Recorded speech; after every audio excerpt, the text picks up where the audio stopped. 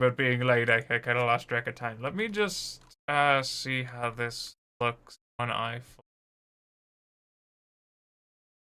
Because I'm not entirely sure if I want to have my... Yeah, you can make that out. That's fine. That's just Jim Dandy. Oh, also, a big thanks to one Scorpacci who followed me sometime when I wasn't online. Gonna assume that was probably because of that blasphemous clip where I accidentally ran past the final boss, died. Oops. I didn't see the execution. Please, you have to forgive me. I will probably be playing Blasphemous 2 as well next time. I mean, probably, the next time I stream. So I'll probably do that with the Punish dub. Because from what I've heard is that it's very good. But anyway, let's see here. I've got my water. I've got this cat. So I might as well get this party started. Oh, right. Remind me though. Play advanced audio property. So under only music. That should be rolling through there. That looks fine to me. And let's get this party started. We'll be starting from chapter 1, and we'll just see how far we go. I'll probably do like a few hours at least. I'll just put my cursor over there. Chapter 1, which treats of the character and pursuits of the famous gentleman Don Quixote of La Mancha. Also, is that we're hold on, I've misplaced my train of thought. We're starting from the beginning again, just because some of it's not nearly as fresh as it was, because I kind of forgot. Oops. But anyway. Also, we're using this is what I got from the Gutenberg project. So this is an open source translation of it at least. So please don't hurt me. Public domain. Public domain. Yeah, that's the word. In a village of La Mancha, the name of which I have no desire to call to mind, there lived not long since one of those gentlemen that keep a lance in the lance rack, an old buckler, a lean hack, and a greyhound for coursing. An olla of rather more beef than mutton, a salad on most nights, scraps on Saturdays, lentils on Fridays, and a pigeon or so extra on Sunday. Made away with 3/4 of his income. The rest of it went in a doublet of fine cloth, and velvet breeches, and shoes to match for holidays, while on weekdays he made a brave figure in his best homespun. He had in his house a housekeeper past 40, a niece under 20, and a lad for the field and marketplace, who used to saddle the hack as well as handle the billhook. The age of this gentleman of ours was bordering on 50. He was of a hardy habit, fair, gaunt-featured, a very early riser, and a great sportsman. They will have it his surname was Quijada or Quesada. For here there is some difference of opinion among the authors who write on the subject, although from reasonable conjectures it seems plain that he was called Queixana. This, however, is of but little importance to our tale. It will be enough not to stray a hair's breadth from the truth in the telling of it. You must know, then, that above-named gentleman, whenever he was at leisure, which was mostly all the year round, gave himself up to reading books of chivalry with such ardor and avidity that he almost entirely neglected the pursuit of his field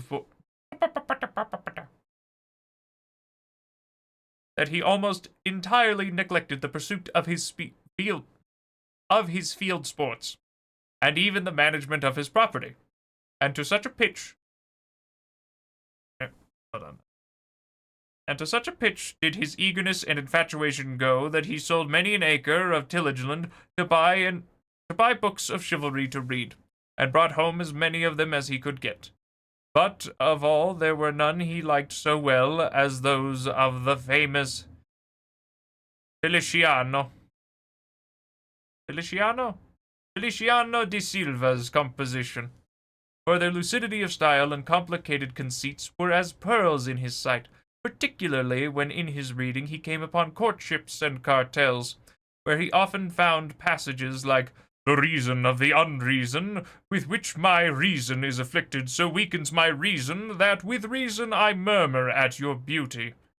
Or again, "The high heavens, that of your divinity divinely fortify you with the stars, rendering you deserving of the desert your greatness deserves." I don't really get. Might be one of those things that gets lost in translation. I don't know. It reads as a little. Uh,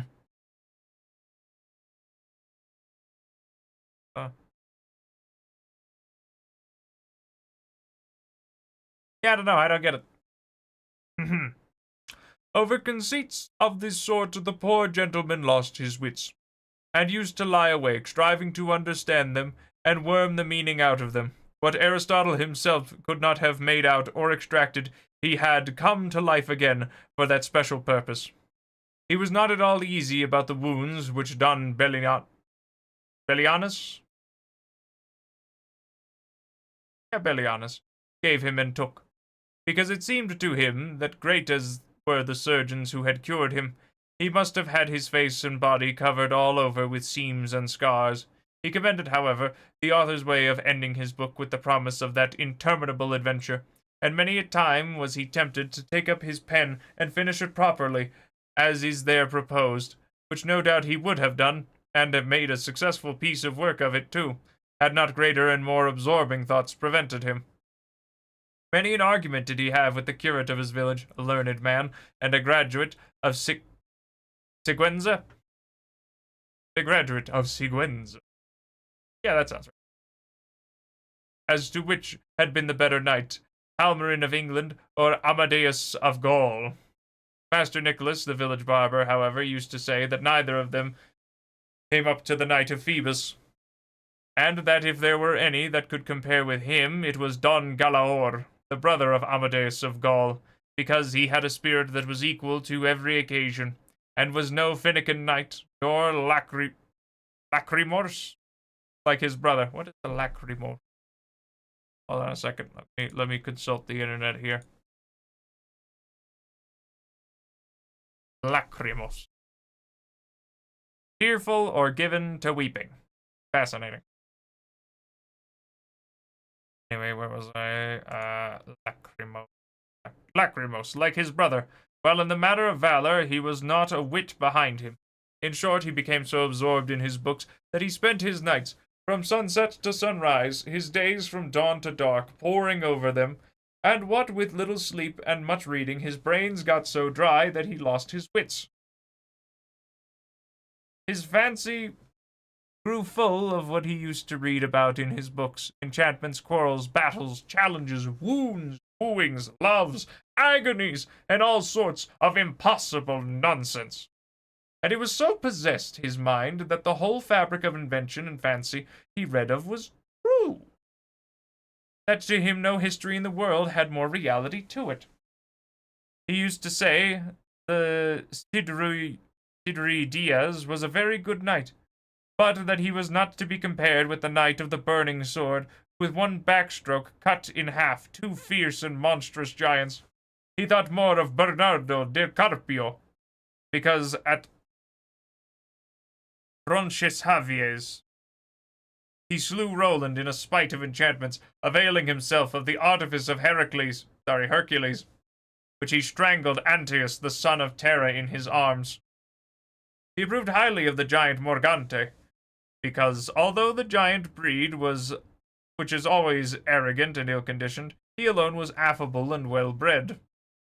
But, above all, he admired Reinaldos of Montalban,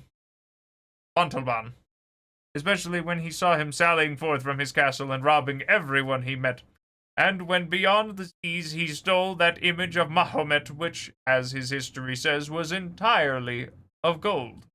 To have a bout of kicking at that traitor of a Ganelon, he would have given his housekeeper, and his niece into the bargain.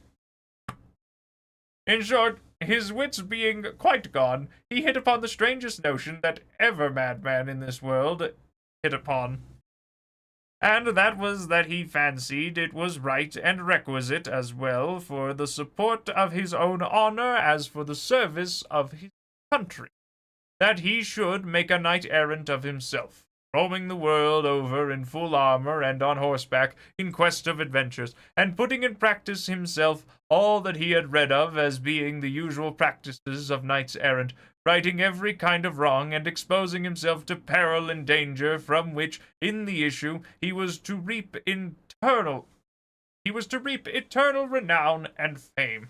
Already the poor man saw himself crowned in the might of his arm, Emperor of Trebizond at least, and so, led away by the intense enjoyment he found in these pleasant fancies, he set himself forthwith to put his scheme into execution.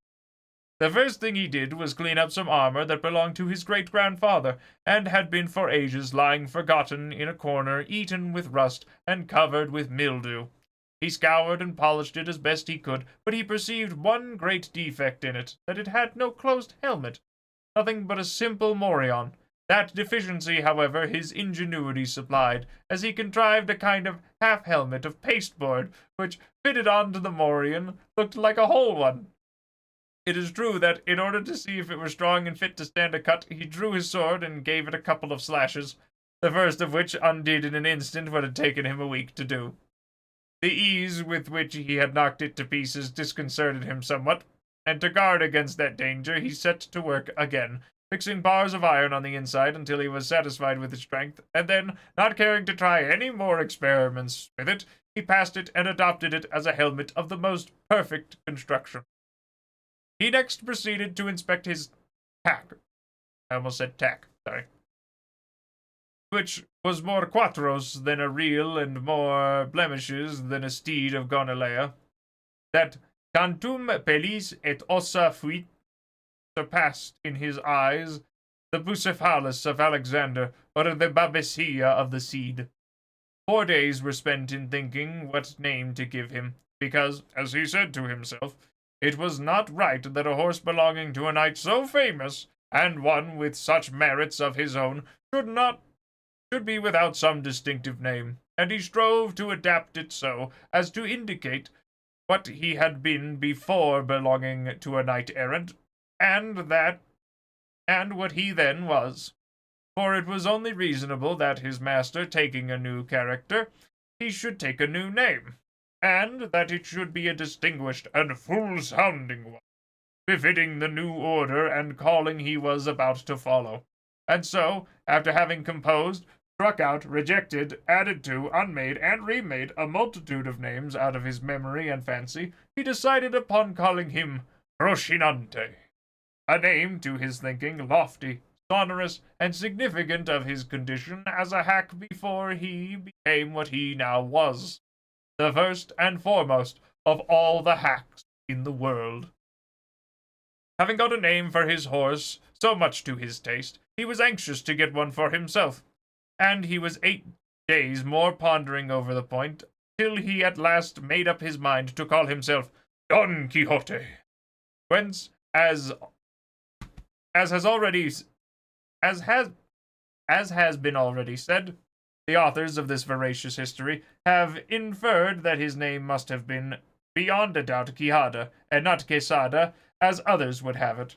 Recollecting, however, that the valiant Amadis was not content to call himself curtly Amadis and nothing more, but added the name of his kingdom and country to make it famous, and called himself Amadis of Gaul, he, like a good knight, resolved to add on the name of his, and to style himself Don Quixote of La Mancha, whereby he considered he described accurately his origin and country, and did honor to it in taking his surname from it. So then, his armor being furbished, his morion turned into a helmet, his hack christened, and he himself confirmed, he came to the conclusion that nothing more was needed now, but to look out for a lady to be in love with, for a knight-errant without love was like a tree without leaves or fruit, or a body without a soul. As he said to himself, if, for my sins, or by my good fortune, I come across some giant hereabouts, a common occurrence with knights-errant, and overthrow him in one onslaught, or cleave him asunder to the waist, or in short vanquish and subdue him, will it not be well to have someone I may send him to as a present, that he may come in and fall to his knees before my sweet lady, and in a humble submissive voice say, I am the giant Caraculiambro, lord of the island of Malandrania, vanquished in single combat by the never sufficiently extolled knight, Don Quixote. Don Quixote's purpose. Oh, there it is. Don Quixote of La Mancha, who has commanded me to present myself before your grace, that your highness dispose of me at your pleasure. Oh, how our good gentleman enjoyed the delivery of this speech, especially when he had thought of someone to call his lady. There was, so the story goes, in a village near his own, a very good-looking farm girl with whom he had been at one time in love, though, so far as is known, she never knew it nor gave a thought to the matter. Her name was Aldonza Lorenzo, and upon her he thought fit to confer the title of Lady of his Thoughts, and after some search for a name that would not be out of harmony with her own, and should suggest and indicate that of a princess and great lady, he decided upon calling her Tursina del Toboso, she being of El Toboso, a name, to his mind, musical, uncommon, and significant, like all those he had already bestowed upon himself and the things belonging to him. Chapter 2, which treats of the first sally the ingenious Don Quixote made from home.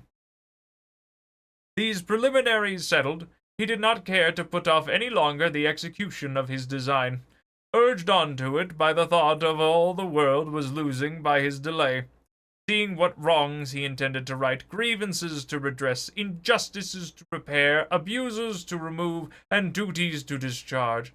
So, without giving notice of his intention to anyone, and without anybody seeing him, one morning before the dawning of the day, which was one of the hottest of the month of July, he donned his suit of armor, mounted Rocinante, and with his patched-up helmet on, braced his buckler, took his lance, and by the back door of the yard sallied forth upon the plain in the highest contentment and satisfaction at seeing with what ease he had made a beginning with his grand purpose. But scarcely he did find himself upon the open plain when a terrible thought struck him, one all but enough to make him abandon the enterprise at the very outset. It occurred to him that he had not been dubbed a knight, and that according to the law of chivalry he neither could nor ought to bear arms against any knight, and, even if he had been, still he ought, as a novice knight, to wear white armor, without a device upon the shield until his prowess he had earned one. These reflections made him waver in his purpose, but his craze being stronger than any reasoning, he made up his mind to have himself dubbed a knight by the first one he came across. Following the example of others in the same case, he had read in books that brought him to this pass. As for white armor, he resolved at the first opportunity to scour his until it was whiter than an ermine. Ermine? I assume that's some flavor of bird. Or an ermine. Ah, no, it's a stoat. Fascinating. Anyway.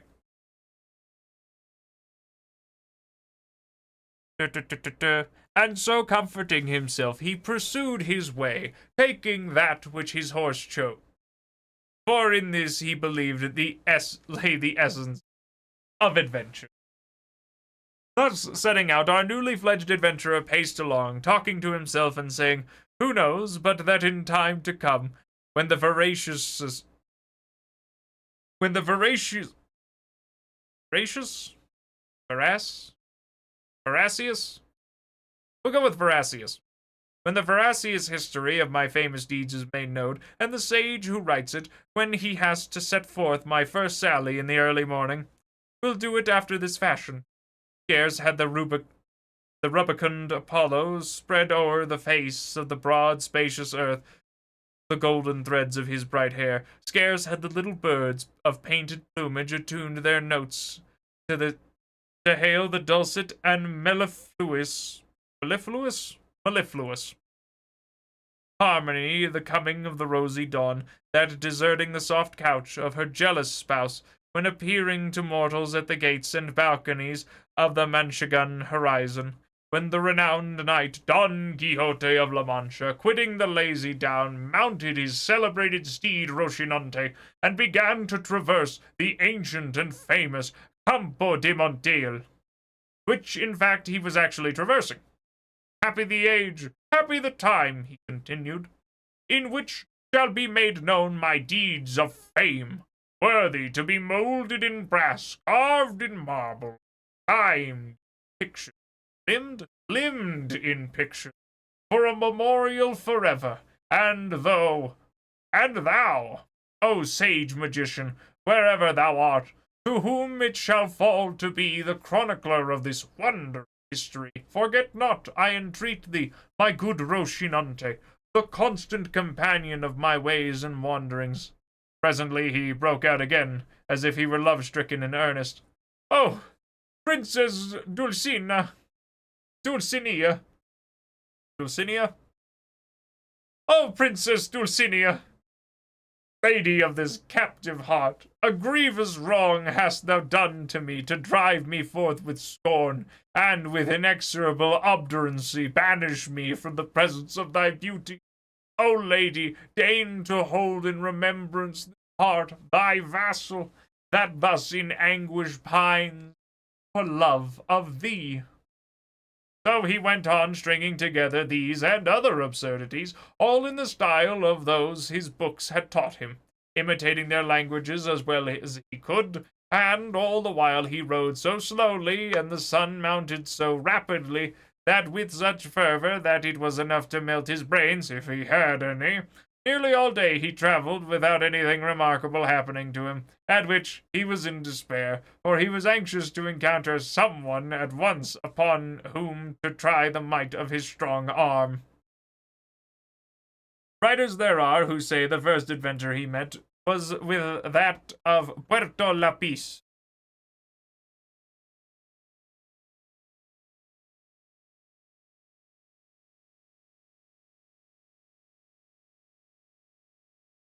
Sorry, the gremlin is making strange noise.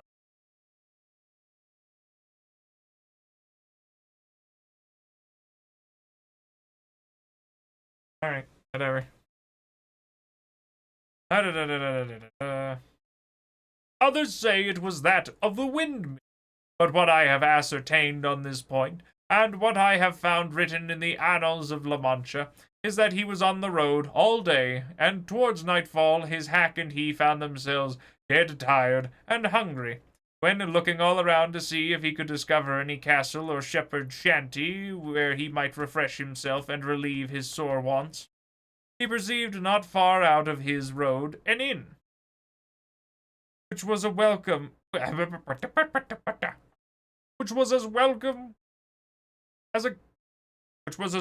as a star, guiding him to the portals, if not the palaces, of his redemption. And quickening his pace, he reached it just as night was setting in. At the door were standing two young women, girls of the district as they call them, on their way to Seville, with some carriers who had chanced to halt that night at the inn, and, as happened what might to our adventurer, everything he saw or imagined seemed to him to be and to happen after a fashion of what he read of. The moment he saw the inn, he pictured it to himself as a castle with 4 turrets and pinnacles of shining silver, not forgetting the drawbridge and moat and all the belongings usually ascribed to castles of the sort. To this inn, which to him seemed a castle, he advanced, and at a short distance from it he checked Rocinante, hoping that some dwarf would show himself upon the battlements and sound of the and by sound of trumpet give notice that a knight was approaching the castle. But seeming that they were slow about it, and that Rocinante was in a hurry to reach the stable, he made for the inn door, and perceived the two gay damsels who were standing there, and who seemed to him to be two fair maidens or lovely ladies taking their ease at the castle gate. And at this moment it so happened that a swineherd who was going through the stubbles collecting a drove of pigs, for without any apology that is what they are called, gave a blast of his horn to bring them together, and forthwith it seemed to Don Quixote to be what he was expecting, the signal of some dwarf announcing his arrival, and so with prodigious satisfaction he rode up to the inn and to the ladies, who, seeing a man of this sort approaching in full armor and with lance and buckler, were turning in dismay into the inn, when Don Quixote, guessing their fear by their flight, raising his pasteboard visor, disclosed his dry, dusty visage, and with courteous bearing and gentle voice addressed them. Your ladyships need not fly nor fear any rudeness, for that it belongs not to the order of knighthood which I profess to offer to anyone, much less to high-born maidens as your appearance proclaims you to be. The girls were looking at him and straining their eyes to make out the features which the clumsy visor obscured, but when they heard themselves called maidens, a thing so much out of their line, they could not restrain their laughter, which made Don Quixote wax indignant and say, Modesty becomes the fair, and moreover laughter that has little cause is great silliness. This, however, I say not to pain or anger you, for my desire is none other than to serve you. The incomprehensible language and the unpromising looks of our cavalier only increased the lady's laughter, and that increased his irritation, and matters might have gone farther if at that moment the landlord had not come out, who, being a very fat man, was a very peaceful one. He, seeing this grotesque figure clad in armor that did not match any more than his saddle, bridle, lance, buckler, or corslet, was not at all indisposed to joining the damsels in their manifestations of amusement, but in truth, standing in awe of such a complicated armament, he thought it best to speak him fairly. He said, Signor Caballero, if your worship wants lodging, baiting the bed, for there is not one in the inn, there is plenty of everything else here. Don Quixote, observing the respectful bearing of the Alcaide?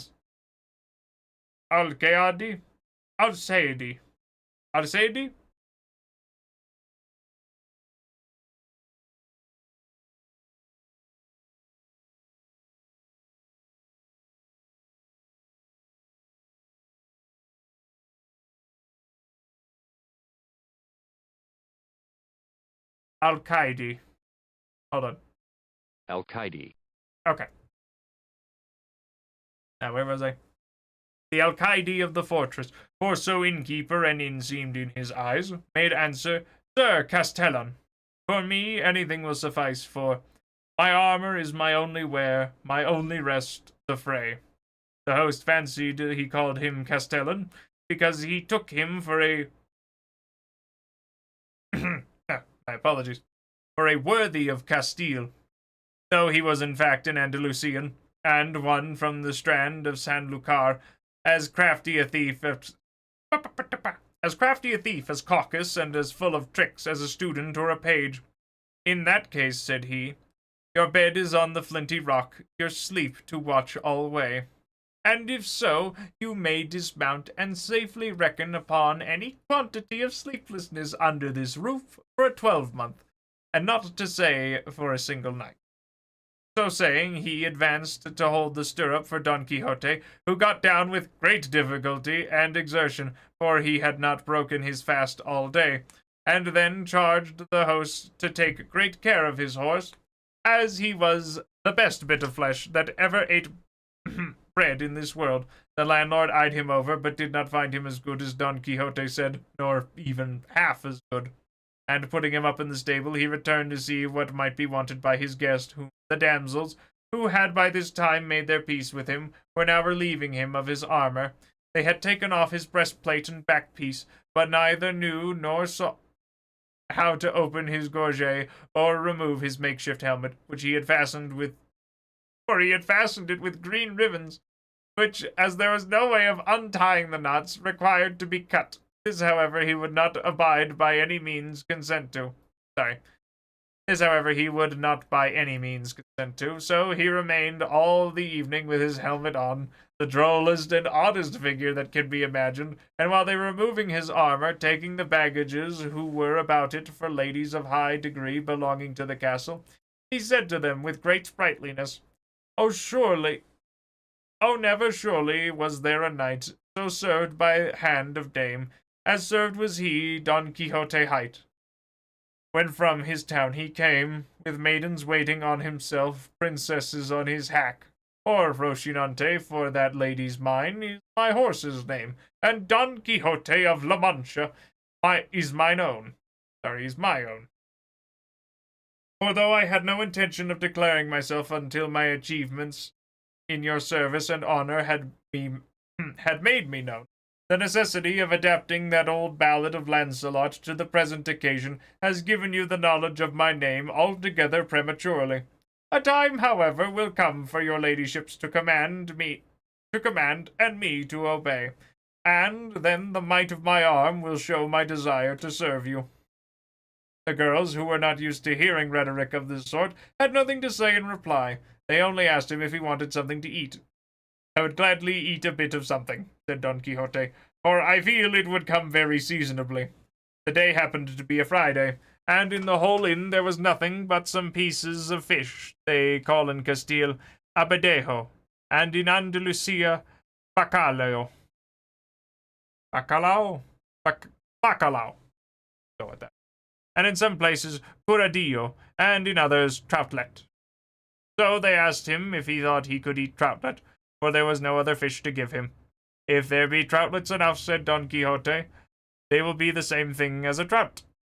For it is all one to me whether I am given 8 reals in small change, or a piece of 8. Or is it reals? Whatever.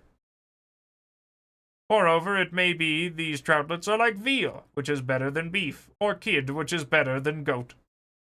But whatever it be, let it come quickly, for the burden and pressures of arms cannot be borne without support to the inside. They laid a table for him at the door of the inn, for the sake of the air, and the host brought him a portion of ill-soaked and worse-cooked stockfish, and a piece of bread as black and mouldy as his own armor. But a laughable sight it was to see him eating, for having his helmet on and beaver up, he could not with his own hands put anything into his mouth unless someone placed it there, and this service one of the ladies rendered him. But to give him anything to drink was impossible, or would have been so had not the landlord poured a reed, and putting one end in his mouth, poured the wine into him through the other, all the which he poured with the patience rather than sever the ribbons of his helmet. While this was going on, there came up to the inn a sow-gelder, who, as he approached, sounded his reed pipe 4 or 5 times, and thereby completely convinced Don Quixote that he was in some famous castle, and that they were regaling him with music, and that the stockfish was trout, the bread the whitest, the wenches ladies, and the landlord the castellan of the castle, and consequently he held that his enterprise and sally had been to some purpose. But still, it distressed him to think that he had not been dubbed a knight, for it was plain to him he could not lawfully engage in any adventure without receiving the order of knighthood. Chapter 3, wherein is related the droll way in which Don Quixote had himself dubbed a knight. Harassed by this reflection, he made haste with his scanty pothouse supper, and having finished it, called the landlord, and shutting himself into the stable with him, fell on his knees before him, saying, "From this spot I rise not, valiant knight, until your courtesy grants me the boon I seek, one that will redound to your praise and the benefit of the human race." The landlord, seeing his guest at his feet, and hearing a speech of this kind, stood staring at him in bewilderment, not knowing what to do or say, and entreating him to rise, but all to no purpose until he had agreed to grant the boon demanded of him. I looked for no less, my lord, from your high magnificence, replied Don Quixote, and I have to tell you that the boon I have asked, and your liberality has granted, is that you shall dub me knight tomorrow morning, and that tonight I shall watch my arms in the chapel of this your castle. Thus tomorrow, as I have said, will be accomplished what I so much desire, enabling me lawfully to roam through all the four quarters of the world, seeking adventures on behalf of those in distress, as is the duty of chivalry and of knights errant like myself, whose ambition is directed to such deeds. The landlord, who, as has been mentioned, was something of a wag, had already some suspicion of his guest's want of wits, and was convinced of it on hearing talk of this kind from him.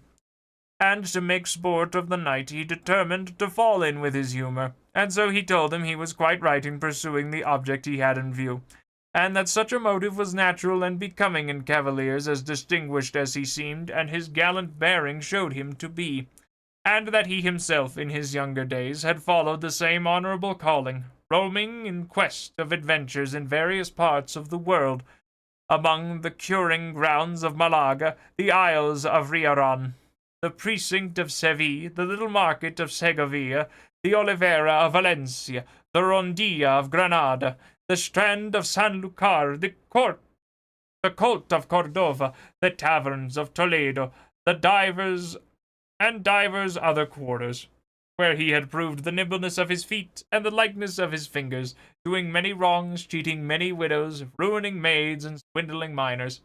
Oh, hello. I think that this is an absolutely fun time. Granted, though, I do find that Don Quixote ends up reading like, to me it reads like a Monty Python skit.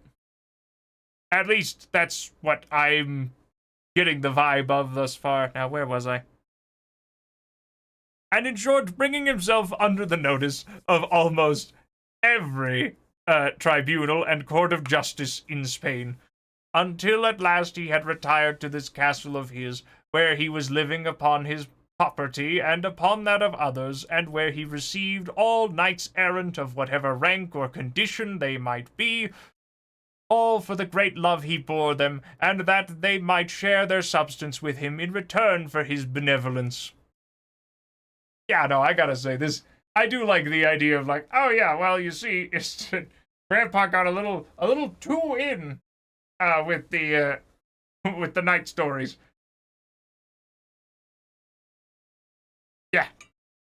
Yeah, no, this is, muy bien. I suppose, muy bueno would be the correct word. After all, it does take place in the bleeding heart of Spain, at least right now.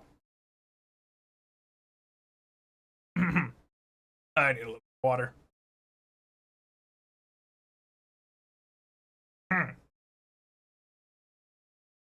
All right, let's.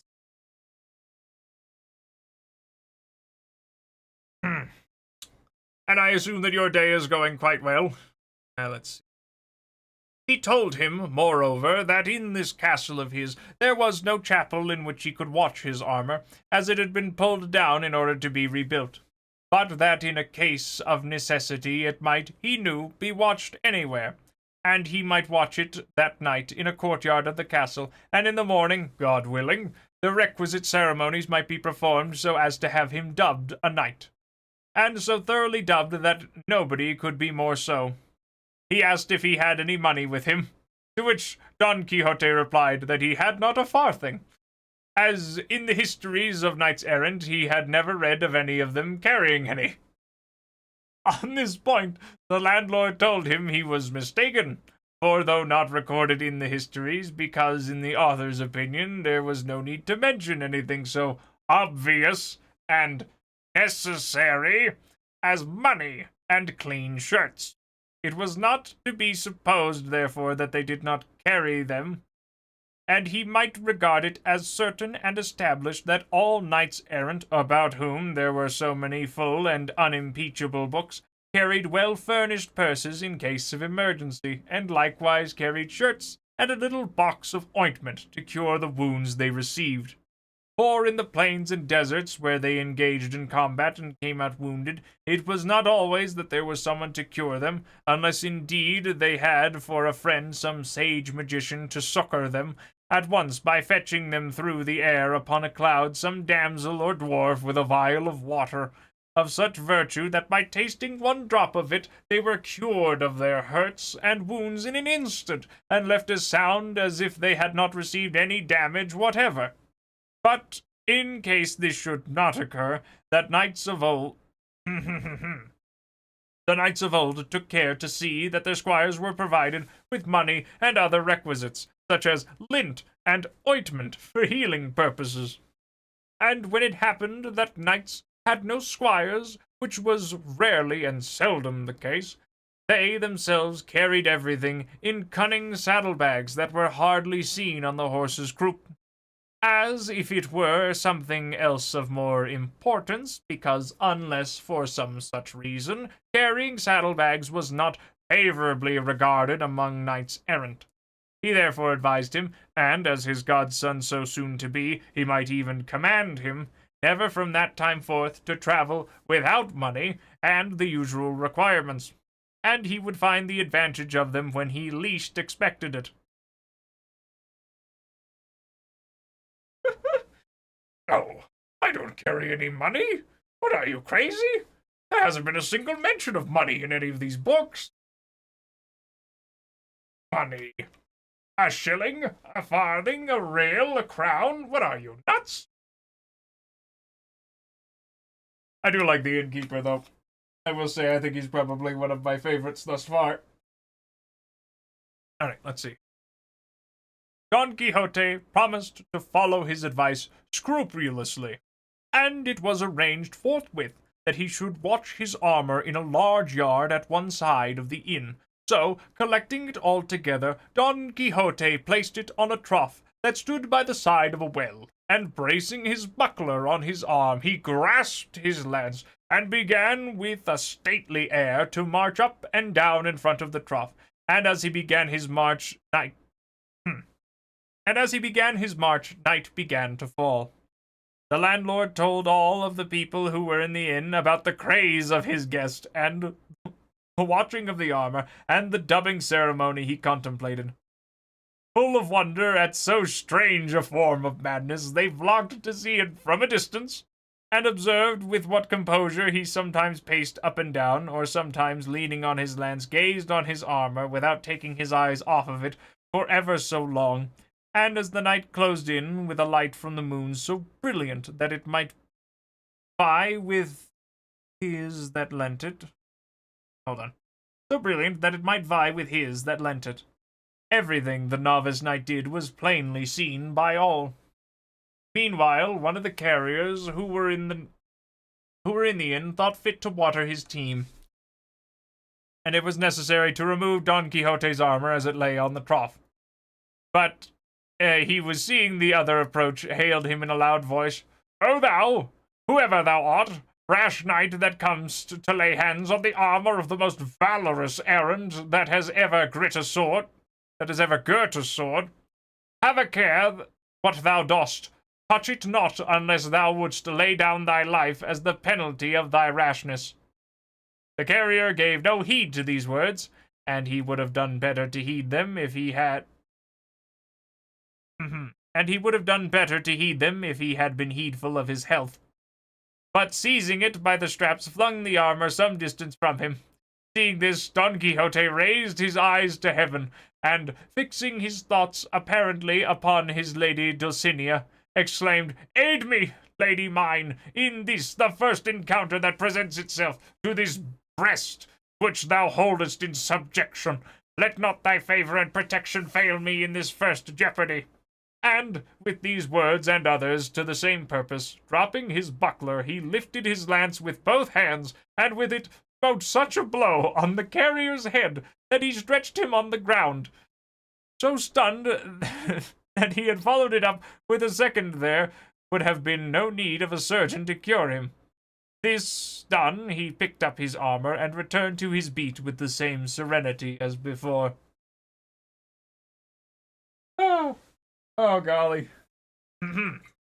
Shortly after this, another, not knowing what had happened, for the carrier still lay senseless, came with the same object of giving water to his mules, and was proceeding to remove the armor in order to clear the trough, when Don Quixote, without uttering a word or imploring aid from anyone, once more dropped his buckler and once more lifted his lance, and, without actually breaking the second carrier's head into pieces, made more than 3 of it, and when he laid it open in 4.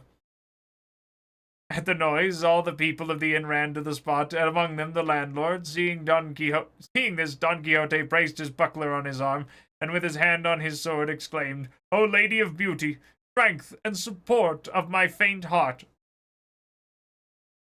It is time for thee to turn the eyes of thy greatness on this thy captive knight, on the brink of so mighty an adventure."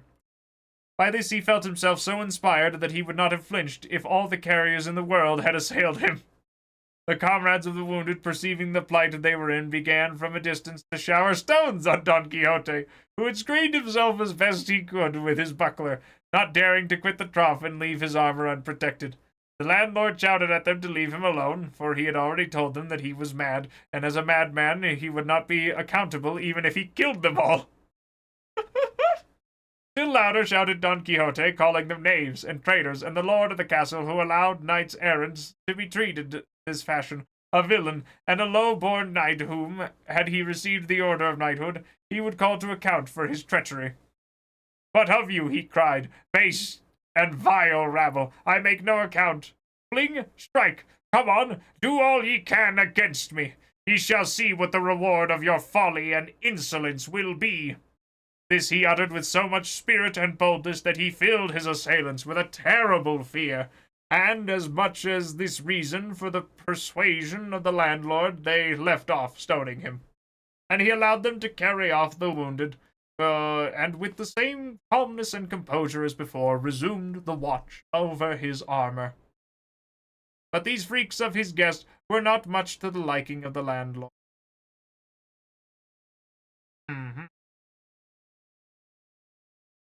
So he determined to cut matters short, and confer upon him at once the unlucky order of knighthood before any further misadventure could occur. So, going up to him, he apologized for the rudeness which, without his knowledge, had been offered to him by these low people, who, however, had been well punished for their audacity. As he had already told him, he said, there was no chapel in the castle, nor was it needed for what remained to be done. For, as he understood the ceremonial of the order, the whole point of being dubbed a knight lay in the accolade and in the slap of the shoulder, and that could be administered in the middle of a field, and that he had now done all that was needful as to watching armor. For all requirements were satisfied by a watch of 2 hours only, and while he had been more than 4 about it, Don Quixote believed it all, and told him he stood there ready to obey him, and to make an end of it with as much dispatch as possible, for if he were attacked again and felt himself to be dubbed a knight, he would not, he thought, leave a soul alive in the castle, except such as out of respect he might spare at his bidding. Thus warned and menaced, the castellan forthwith brought out a book in which he used to enter the straw and barley he served out to the carriers, and with a lad carrying a candle end and the 2 damsels already mentioned, he returned to where Don Quixote stood and bade him kneel down. Then, reading from his account book as if he were repeating some devout prayer, in the middle of his delivery he raised his hand and gave him a sturdy blow on the neck, and then with his own sword a smart slap on the shoulder. Having done this, he directed one of the ladies to gird on his sword, which she did with great self-possession and gravity, and not a little was required to prevent a burst of laughter at each stage of the ceremony. But what they had already seen of the novice knight's prowess kept their laughter within bounds. On girding him with the sword, the worthy lady said to him, "May God make your worship a very fortunate knight, and grant you success in battle." Don Quixote asked her name, in order that he might from that time forward know to whom he was beholden for the favor he had received, as he meant to confer upon her some portion of the honor he acquired by the might of his arm. she answered with great humility that she was called La Tolsa, and that she was the daughter of a cobbler of Toledo, who lived in the stalls of Sancho Biennia. Bienana? And that wherever she might be, she would serve and esteem him as her lord. Don Quixote said in reply that she would do him a favor if henceforth she assumed the Don and called herself Donna Tolsa. She promised she would, and then the other buckled on his spur, with which her followed almost the same conversation as with the lady of the sword. He asked her name. She said it was La Molinera, and that she was the daughter of a respectable miller of Antequera. And her likewise Don Quixote requested that she adopt the Don and call herself Donna Molinera, making offers to her further services and favors. Having thus, with hot haste and speed, brought to a conclusion those never till now seen ceremonies, Don Quixote was on thorns until he saw himself on horseback, sallying forth in quest of adventures, and saddling Rocinante at once. He mounted, and embracing his host, as he returned thanks for his kindness in knighting him, he addressed him in language so extraordinary that it is impossible to convey an idea of it or report it. The landlord, to get him out of the inn, replied with no less rhetoric, though with shorter words, and without calling upon him to pay the reckoning. Let him go with a Godspeed.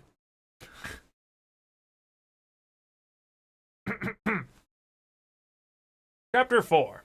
Of what happened to our knight when he left the inn. I do have to say, I do find this tale to be very intriguing thus far. So how many chapters are there? I have I've got a table of contents.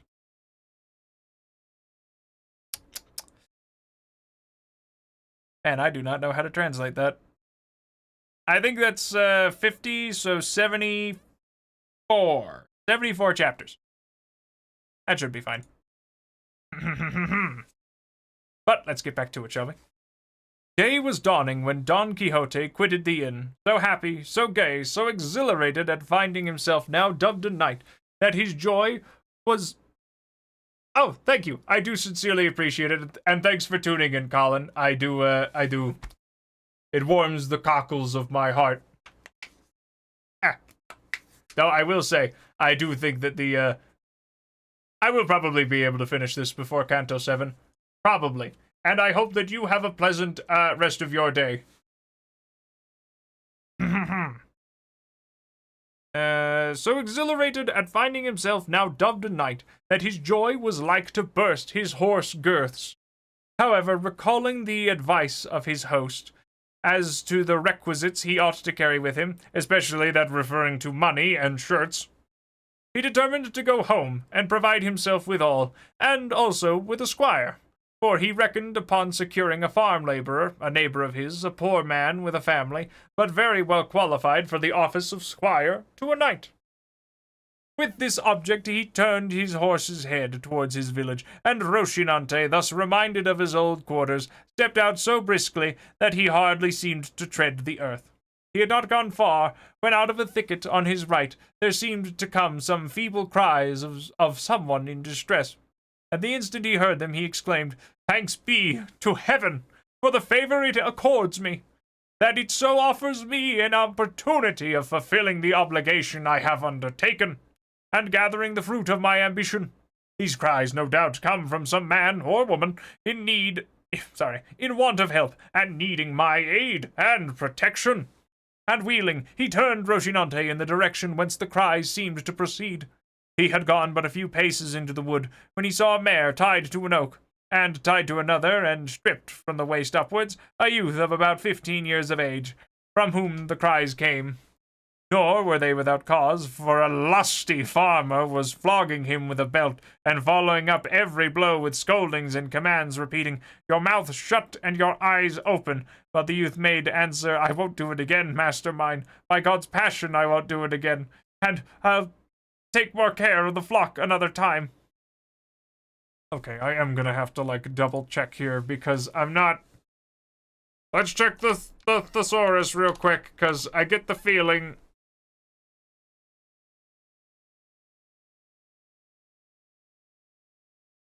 Okay, so we've got merry and joyous, which might be the archaic. So it might be going for merry, which means that he's having one heck of a time as he's whipping this farm boy. The lustful, I really hope that's not the one.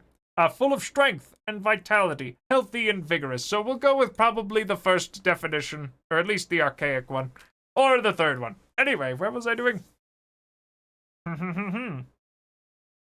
Seeing what was going on, Don Quixote said in an angry voice, "Discourteous knight, it ill becomes you to assail one who cannot defend himself. Mount your steed, and take your lance," for there was a lance leaning against the oak to which the mare was tied. "And I will make you know that you are behaving as a coward." The farmer, seeing before him this figure in full armor, brandishing a lance over his head, gave himself up for dead, and made answer meekly, "Sir knight, that I am chastising is my servant, employed by me to watch a flock of sheep that I have hard by, and he is so careless that I lose one every day. When I punish him for his carelessness and knavery, he says I do it out of niggardliness, to escape paying him the wages I owe him, and before God and on my soul, he lies." "Lies before me, base clown? By the sun that shines on us, I have a mind to run you through with this lance, and pay him at once, without another word. If not, by the God that rules us, I will make an end to you, and annihilate you on the spot. Release him instantly."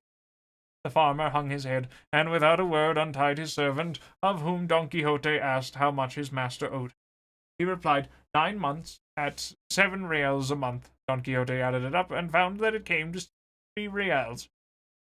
He can still do his timetables, at least, and told the farmer to pay it down immediately, if he did not want to die for it. The trembling clown replied that as he lived, and by the oath he had sworn, though he had it was not so much, for there were to be taken into account the deducted 3 pairs of shoes he had given him, and a real for 2 bloodlettings when he was sick. "All that is very well," said Don Quixote, "but let the bloodletting stand as a set-off against the blows you have given him without any cause. For if he spoiled the leather of the shoes you paid for, you have damaged that of his body. And if the barber took blood from him when he was sick, you have drawn it when he was sound, so on that score he owes you nothing. The difficulty is, Sir Knight, is that I have no money here. Let Andres come home with me, and I will pay him all, real by real." "I go with him," said the youth. "Nay, God forbid! No, señor, not for the world. For once alone with me, he would have flayed me like a Saint Bartholomew." "He will do nothing of the kind," said Don Quixote. I have only to command, and he will obey me. And as he has sworn to me by the order of knighthood which he has received, I leave him free, and I guarantee payment." "Consider what you are saying, señor," said the youth. "Master of mine is not a knight, nor has he received any order of knighthood, for he is Juanjaldo of the rich of Quintanar." "That matters little," replied Don Quixote. "There may be Haldudos knights. Moreover, everyone is a son of his works. Everyone is the son of his works. I don't know. That matters little." "That is true," said Andres, "but this master of mine, of what works is he the son? He refuses me the wages of my sweat and labor." "I do not refuse, brother Andres," said the farmer. "Be good enough to come along with me, and I swear by all the orders of knighthood there are in the world to pay you, as I have agreed, real by real, and perfumed." "For the perfumery I excuse you," said Don Quixote. "Give it to him in reals, and I shall be satisfied. And see that you do as you have sworn. If not, by the same oath I swear to come back and hunt you out and punish you. And I shall find you, though you should lie closer than a lizard. And if you desire to know who it is that lays this command upon you, that you should be more firmly bound to obey it, know that I am the valorous Don Quixote of La Mancha, undoer of wrongs and injustice. And so God be with you, and keep in mind what you have promised and sworn under those penalties that have already been declared to you." So saying, he gave Rocinante the spur, and was soon out of reach. The farmer followed him with his eyes, and when he saw he had cleared the wood, and was no longer in sight, he turned to his boy Andres, and said, "Come here, my son. I want to pay you what I owe you, as that undoer of wrongs has commanded me." My oath on it, said Andres. Your worship will be well advised to obey the command of that good knight. May he live 1,000 years. For as he is as valiant and just judged by Roke, if you do not pay me, he will come back and do as he said. My oath on it too, said the farmer, but I have a strong affection for you. I want to add to the debt in order to add to the payment. And seizing him by the arm, he tied him up again, and gave him such a flogging that he left him for dead. Now, Master Andres, said the farmer, call on the undoer of wrongs. You'll find he won't undo that. Though I am not sure that I have quite done with you, for I have a good mind to flay you alive. But at last he untied him, and gave him leave to go look for his judge, in order to put the sentence pronounced into execution. Andres ran off rather down in the mouth, swearing he would go look for the valiant Don Quixote of La Mancha, and tell him exactly what had happened, and that all would have to be repaid him sevenfold. But for all that he went off weeping, while his master stood laughing. Thus did the valiant Don Quixote right that wrong, and thoroughly satisfied with what had taken place, he considered he had made a very happy and noble beginning with his knighthood. He took the road towards his village in perfect self-content, saying in a low voice, Well mayest thou this day call thyself fortunate above all on earth, O Dulcinea del Toboso, fairest of the fair, since it has fallen to thy lot to hold subject and submissive to thy full will and pleasure a knight so renowned as is and will be Don Quixote of La Mancha, who, as all the world knows, yesterday received the order of knighthood, and hath today righted the greatest wrongs and grievance that ever injustice conceived and cruelty perpetrated. Who hath today plucked the rod from the hand of yonder ruthless oppressor, so wantonly lashing that tender child. He now came to a road branching in 4 directions, and immediately he was reminded of the crossroads where knight-errants stopped to consider which road they should take. In imitation of them, he halted for a while, and after having deeply considered it, gave Rocinante his head, submitting his own will to that of his hack, followed out his first intention, which was to make straight for his own stable. After he had gone about 2 miles, Don Quixote perceived a large party of people, who, as afterwards appeared, were some Toledo traders, on their way to buy silk at Murcia.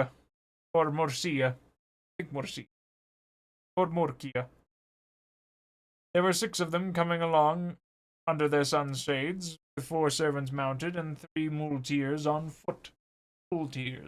Scarcely had Don Quixote desired them, when the fancy possessed that this must be some new adventure.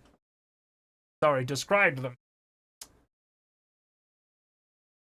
them when the fancy possessed him that this must be some new adventure, and to help him imitate as far as he could those passages he had read of in his books, here seemed to come one made on purpose, which he resolved to attempt.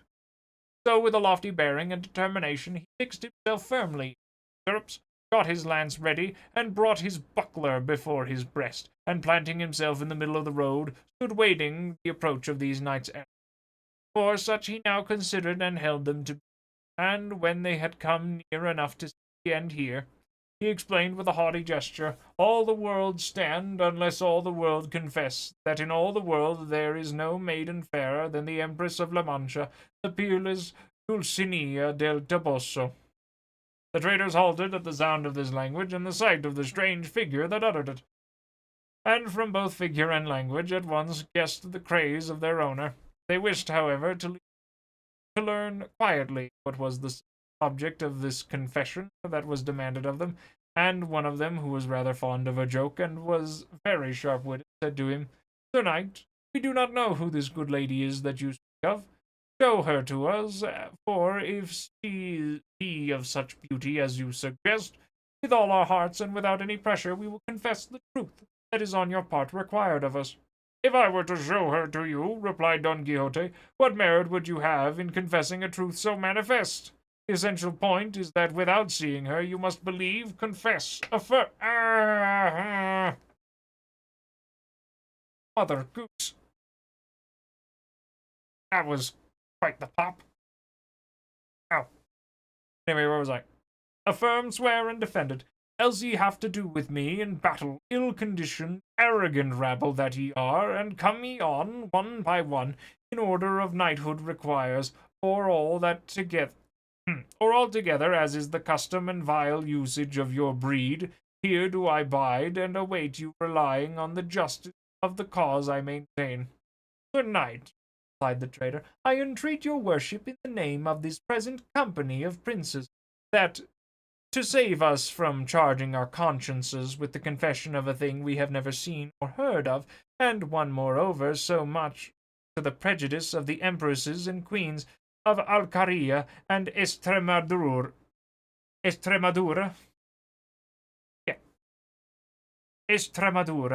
your worship will be pleased to show us some portrait of this lady, though it be no bigger than a grain of wheat, for by the thread one gets at the ball, and in this we shall be satisfied, and you will be content and pleased. Nay, I believe we are already so far agreed that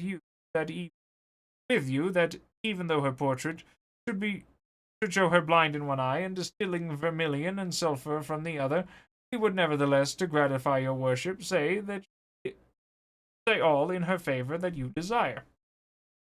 She distills nothing of the kind, vile rabble, said Don Quixote, burning with rage. Nothing of the kind, I say, only ambergris and civet in cotton. Nor is she one-eyed or humpbacked, much straighter than a Guadarrama, straighter than a Guadarrama spindle. But ye must pay for the blasphemy ye have uttered against a beauty like that of my lady. And so saying, he charged with levelled lance against the one who had spoken, with such fury and fierceness that, if luck had not contrived that Rocinante should stumble midway and come down, it would have gone hard with the rash traitor. Down went Rocinante, and over went his master, rolling along the ground for some distance, and when he tried to rise he was unable, so encumbered was he with his lance, buckler, spurs, helmet, and the weight of his old armor. And all the while he was struggling to get up, he kept saying, Fly not, cowards and caitiffs! Stay, for not by my fault, but my horses am I stretched here. One of the muleteers in attendance, who could not have had much good nature in him, upon hearing the poor prostrate man blustering in this style, was unable to refrain from giving him an answer on his ribs, and coming up to him, seized his lance, and having broken it into pieces, with one of them he began to bellador Don Quixote, that, notwithstanding and in spite of his armor, he milled him like a measure of wheat. His masters called out not to lay on so hard and to leave him alone, but the muleteer's blood was up, and he did not care to drop the game until he had vented the rest of his wrath. And gathering up the fragments of the lance, he finished with a discharge upon that unhappy victim, who all thought the storm of sticks that rained upon him never ceased threatening heaven and the earth and the brigands, for such they seemed to him. At last the muleteer was tired, and the traders continued their journey, taking with them matter of talk about the poor fellow who had been cudgeled.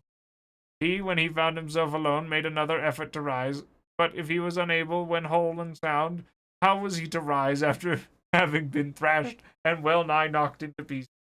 And yet he esteemed himself fortunate, for it seemed to him this was a regular knight-errant mishap, and entirely, he considered, the fault of his horse. However, battered in body as he was, to rise was beyond his power. Oh dear. We'll also have another sip of water.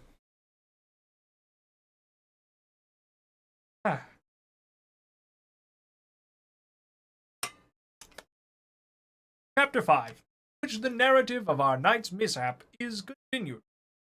Finding, then, that in fact he could not move, he thought himself of having recourse to his usual remedy, which was to think of some passage in his books, and his craze brought to his mind that about Baldwin and the Marquis of Mantua, when Carlotta left him wounded on the mountainside, a story known by heart of the children. Known by heart by the children, not forgotten by the young men, and lauded and even believed by the old folk. For all that, not a whit truer than the miracles of Mahomet. This seemed to him to fit exactly the case in which he found himself. Now, making a show of severe suffering, he began to roll on the ground, and with feeble breath repeat, the very words which the wounded knight of the wood is said to have uttered. Where art thou, lady of mine? Where art thou, lady mine? That thou my sorrow dost not rue.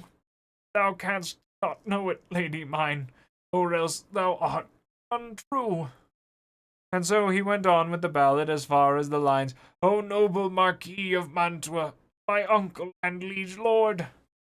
As chance would have it, when he had gotten to this line, there happened to come by a peasant from his own village, a neighbor of his, who had been with a load of wheat to the mill, and seeing the man stretched there, came up to him and asked him who he was, and what was the matter with him that he complained so dolefully. Don Quixote was firmly persuaded that this was the Marquis of Mantua, his uncle, so the only answer he made was to go on with his ballad, which he told the tale of his misfortune, and of the loves of the emperor's son and his wife, all exactly as the ballad sings it. The peasant stood amazed at hearing such nonsense, and relieving him of his visor, already battered to pieces by the blow, he wiped his face, which was covered with dust, and soon as he had done so he recognized him and said, Your Quixada. For so he appears to have been called when he was in his senses, and had not yet changed for a quiet country gentleman into a knight-errant. Who has brought your worship to this pass? But to all questions the other only went on with his ballad. Seeing this, the good man removed as well as he could the breastplate and backpiece to see if he had any wound, but he could perceive no blood nor any mark whatever. He then contrived to raise him from the ground, and no little difficulty hoisted him upon his ass, which seemed to him to be the easiest mount for him, and collecting the arms, splinters of the lance, he tied them on Rocinante, and leading him by the bridle and the ass by the halter, he took to the road for the village. Very sad to hear what absurd stuff Don Quixote was talking. Nor was Don Quixote less so, for what with blows and bruises he could not sit upright on the ass, and from time to time he sent up sighs to heaven, so that once more he drove the peasant to ask what ailed him, and it could have been only the devil himself that put into his head tales to match his own adventures. For now, forgetting Baldwin, he thought himself of the Moor Abindarraez. Abindarraez.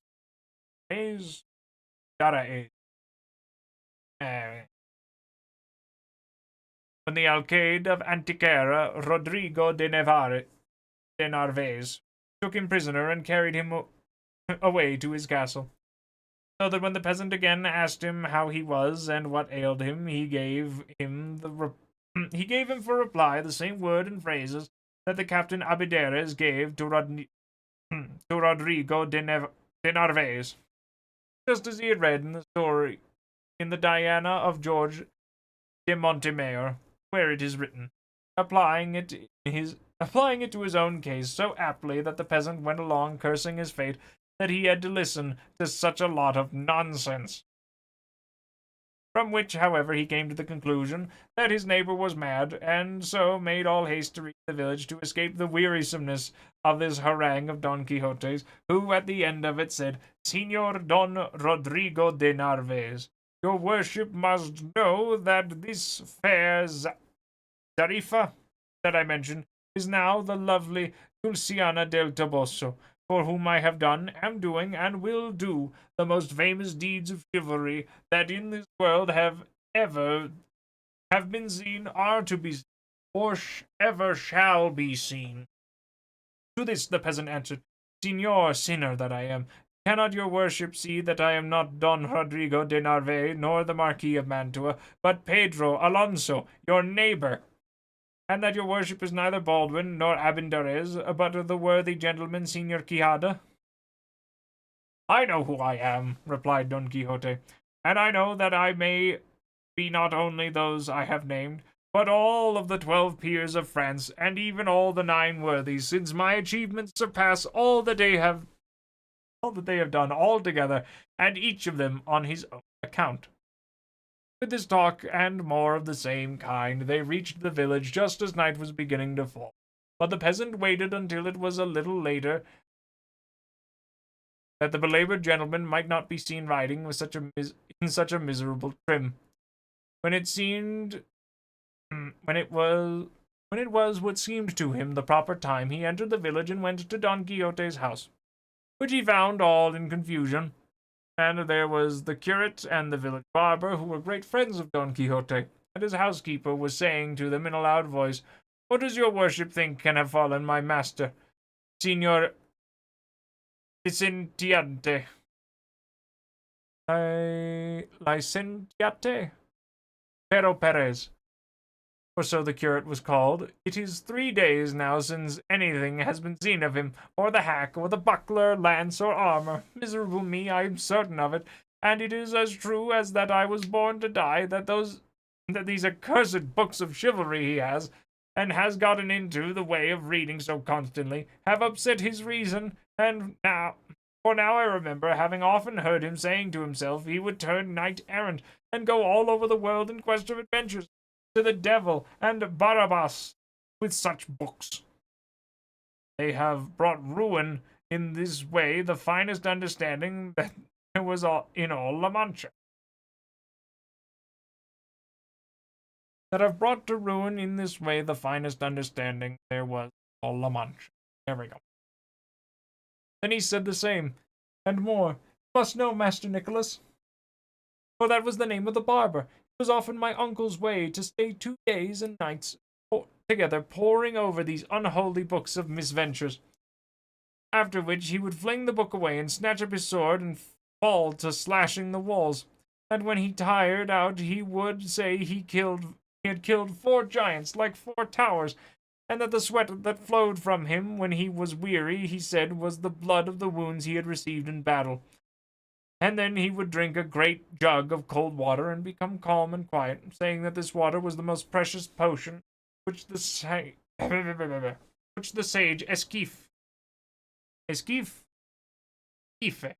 a great magician and friend of his, had brought him.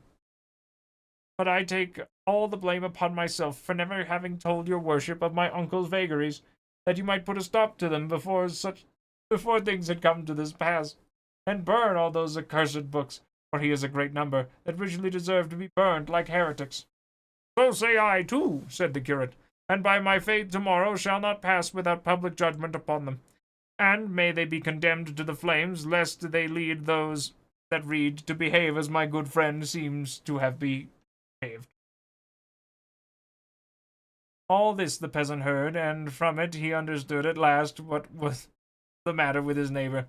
So he began calling out, "Open, your worships, to Signor Baldwin, and to Signor the Marquis of Mantua, who comes badly wounded, and to Signor Abindarez the Moor, whom the valiant Rodrigo de Narve, the alcaide of Antequera, brings captive." At these words they all hurried out, and when they recognized their friend, master, and uncle, who had not yet dismounted from the ass because he could not, they ran to embrace him. "Hold," said he, "for I am badly wounded through my horse's fault. Carry me to bed, and, if possible, send for the wise Urganda to cure and see to my wounds."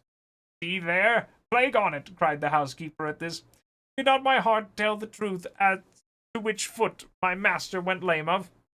To bed with your worship at once, and we will contrive to cure you here without fetching the Hurgada. A curse, I say once more, and 100 times more, on those books of chivalry that have brought your worship to such a pass." They carried him to bed at once, and, after searching for his wounds, could find none, but he said they were all bruises, and from having had a severe fall with his horse Rocinante, when in combat with 10 giants, the biggest and boldest to be found on earth. So, said the curate. "Are there giants in the dens? By the sign of the cross I will burn them tomorrow before the day is over." They put a host of questions to Don Quixote, but his only answer to all was, give him something to eat and leave him to sleep, for that was what he needed now most. They did so, and the curate questioned the peasant at great length as to how he found Don Quixote. He told him, and the nonsense he had talked when found and on the way home. All which made the licentiate the more eager to do what he did the next day, was to summon his friend the barber, Master Nicholas, and go with him to Don Quixote's house. Alright, I am gonna I'm gonna go quick to intermission real quick and grab a snack. So I'll be right back. Go do some stretches. Grab a meal. I'll be back at some point. Probably in like 10 minutes, give or take.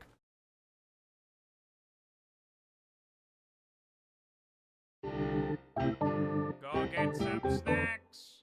Perhaps a carbonated soda.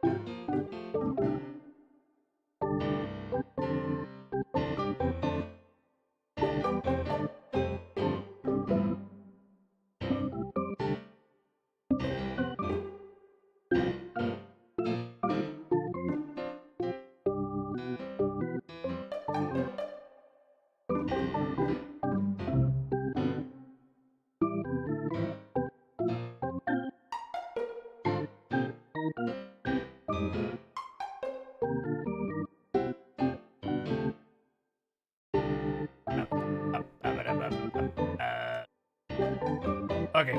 Alright. Looks like I'm back.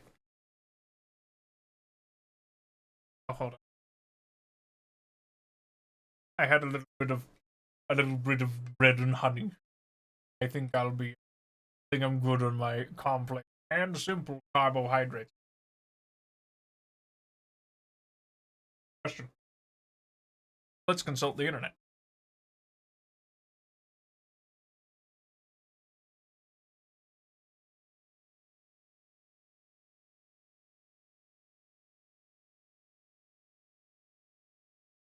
My apologies. Honey is a concentrated carbohydrate just containing a mix of simple and complex sugars. Yes.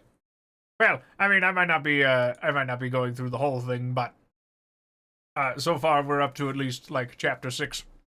So apparently there's at least like 70 something, 76 chapters, I want to say.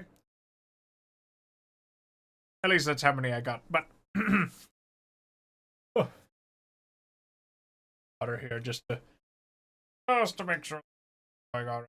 Also, hello again, Grand Gum. Glad to see you could make it. We'll probably try to break this down into maybe like not really sure. After all. But first, chapter 6. Well, I hope that your homework goes well. I do sincerely appreciate it. I'll be here. Chapter 6 of the diverting and important scrutiny which which the curate and the barber made in the library of our ingenious gentleman. He was still sleeping, so the curate asked the niece for the keys of the room where the books, the authors of all the mischief were, and right willingly she gave them. They all went in, the housekeeper with them, and found more than 100 volumes of big books, very well bound, and some other small ones. The moment the housekeeper saw them, she turned about and ran out of the room, and came back immediately with a saucer of holy water and a sprinkler, saying, "Here, your worship, Signor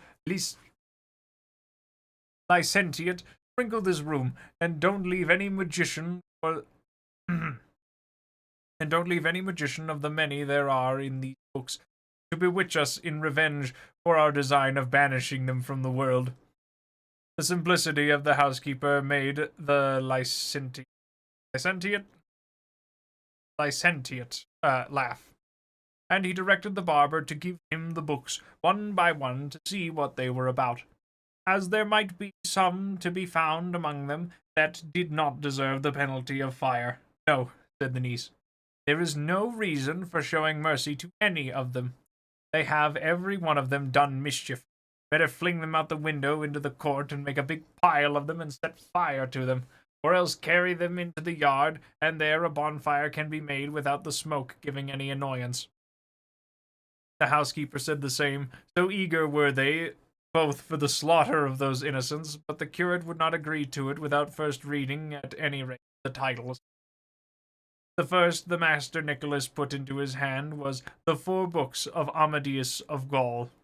"This seems a mysterious thing," said the curate, "for, as I have heard say, this was the first book of chivalry printed in Spain, and from this all the others derive their birth and origin.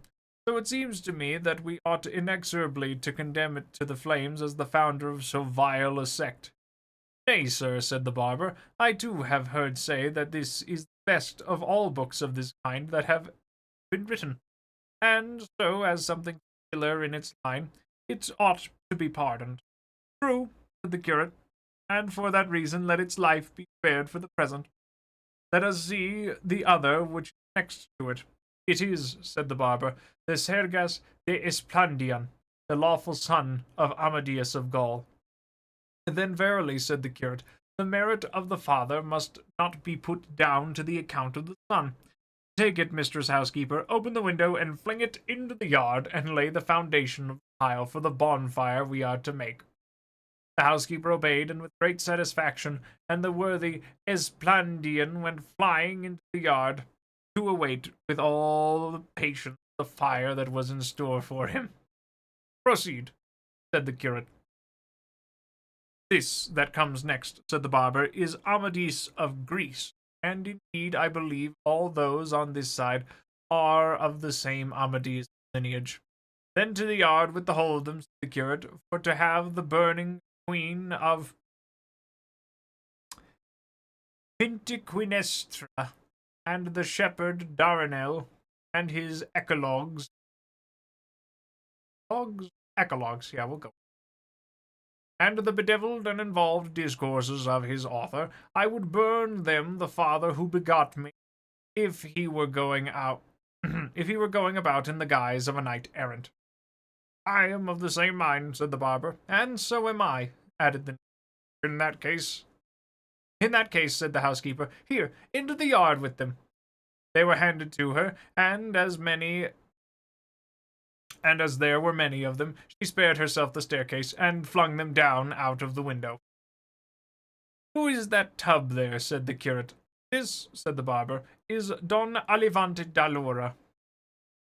"The author of that book," said the curate, "was the same that wrote the Garden of Flowers, and truly there is no deciding which of the 2 books is the more truthful, or, to put it better, the less lying. All I can say is, send this one into the yard for a swaggering. This that follows is Florismart of Hersania, said the barber.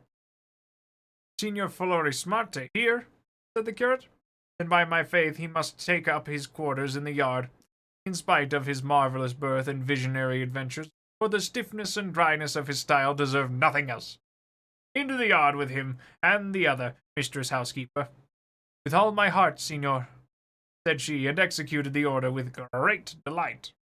This, said the barber, is the Knight Plaitier, an old book that I have found no reason for clemency, but send it after the others without appeal, which was done. Another book was opened, and they saw it entitled The Knight of the Cross. For the sake of the holy name this book has, said the curate, its ignorance might be excused. But then they say, behind the cross there's the devil. The fire with it. Taking down another book, the barber said, This is the mirror of chivalry. I know, worship, said the curate. This is where Signor Reinaldos of Montalvan figures with his friends and comrades, greater thieves than Caucus and the 12 peers of France, the veracious historian Turpin. However, I am not for condemning them to more than perpetual banishment, because at any rate they have some share in the invention of the famous Matteo Boiardo. Whereto the Christian poet Ludovico Ariosto wove his web, to whom I find him, and speaking any language but his own, I shall show no respect whatever, but if he speaks his own tongue, put him upon his head. Well, I have him in Italian, said the barber, but I do not understand him. Nor would it be well that you should understand him, said the curate, and on that score we might have excused the captain if he had not brought him into Spain and turned him into Castilian. He robbed him of a great deal of his natural force, and so do all those who try to turn books written in verse into another language, for with all the pains they take and all the cleverness they show, they can never reach the levels of the originals as they were first produced. In short, I say, let this book, and let all that may be found treating of those French affairs, should be thrown into or deposited in some dry well, until after more consideration it is settled what is to be done with them, excepting always one Bernardo del Carpio that is going about, and another called Ronchavi. For these, if they come into my hands, shall pass at once to those of the housekeeper, and from hers into the fire without any reprieve. To all this the barber gave his assent, and looked upon it as right and proper, persuaded that the curate was so staunch to the faith and loyal to the truth that he would not for the world say anything opposed to them. Opening another book, he saw it was Palmerin de Oliva. Oliva, there we go. And beside it another called Palmerin of England, seeing which the licentiate said, Let the olive made firewood of at once, and burned until no ashes even are left, and let that palm of England be kept and preserved as a thing that stands alone, and let such another case be made for it, as that which Alexander found among the spoils of Darius, and set aside for the safekeeping of the works of the poet Homer. This book, Gossip, is of authority for two. First, because it is very good, and secondly, because it is said to have been written by a wise and witty king of Portugal. All the adventures at the castle of Miaguarda are excellent and of admirable contrivance, and the language is polished and clear, studying and observing the style befitting the speaker with propriety and judgment. So then, provided it's good to you, Master Nicholas, I say let this and Amadeus of Gaul be remitted the penalty of fire, and as for all the rest, let them perish without any further question or query. Nay, gossip, said the barber, for this that I have here is the famous Don Bellianus. Well, that and the second, third, and fourth parts all stand in need of a little rhubarb to purge their excess of bile, and they must be cleared of all that stuff about the castle of fame and other great affections, to which end let them be allowed the overseas term, and according as they mend, so shall mercy or justice be meted out to them. And in the meantime, gossip, do what Do you keep them in your house? Sorry. In the meantime, gossip, do you keep them in your house, and let no one read? With all my heart, said the barber, and not caring to tire himself with reading more books of chivalry, he told the housekeeper to take all the big ones and throw them into the yard. It was not said to one dull or deaf, but to one who enjoyed burning them more than weaving the broadest and finest web that could be, and seizing about 8 at a time, she flung them out the window. Carrying so many together, she let one fall at the feet of the barber, who took it up, curious to see what it was, and found it said, History of the famous Tirante el Blanco. God bless me, said the curate with a shout. Tirante el Blanco, here! Hand it over, gossip. For in it I reckon I have found a treasury of enjoyment and a mine of recreation. Here is Don Quixote of Montalvan, a valiant knight, and his brother Thomas of Montalvan, and the knight of Fonseca. And the battle the bold tyrant fought with the mastiff, and the witticisms of the damsels Passer de mi vida, and the loves and wiles of the widow, Reposada, and the empress in love with Squire Hippolito. Truth, gossip, by right of its style, it is the best book in the world. Here knights eat and sleep and die in their beds, and make their wills before dying, and a great deal more of it there is nothing in all the other books. Nevertheless, I say he who wrote it, for deliberately composing such fooleries, deserves to be sent to the galleys for life. Take it home with you and read it, and you will see that what I have said is true. As you will, said the barber. But what are we to do with these little books that are left? These must be not chivalry, but poetry, said the curate, and opening one, he saw it was the Diana of George de Montemayor, and supposing all the others to be of the same sort, these, he said, do not deserve to be burned like the others. For they neither do nor can mischief books of chivalry have done, being books of entertainment that can hurt no one. Ah, signor, said the niece, your worship had better order these to be burned as well as the others, for it would be no wonder that, after being cured of his chivalry disorder, my uncle, upon reading these, took a fancy to turn shepherd and range the woods and fields singing and piping, or, what would be still worse, turned poet, which they say is an incurable and infectious malady. The damsel is right, said the curate. It will be well to put this stumbling block of temptation out of our friend's way. To begin, then, with the Diana of Montemayor, I'm of the opinion it should not be burned, but that it should be cleared of all that about the stage Felicia, and the magic water, and almost all the longer pieces of verse. Let it keep and welcome its prose and the honor of being first of books of the kind.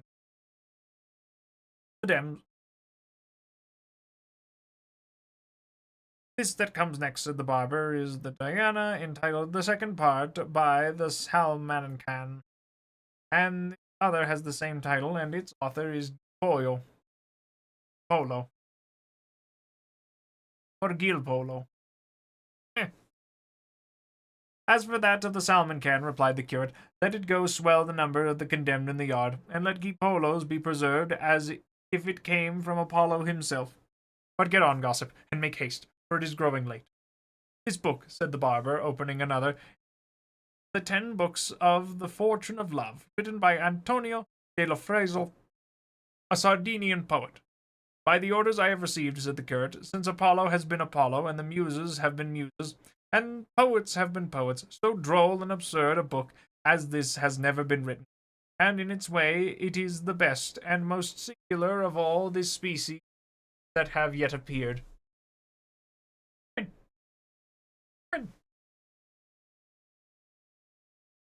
And in front of you.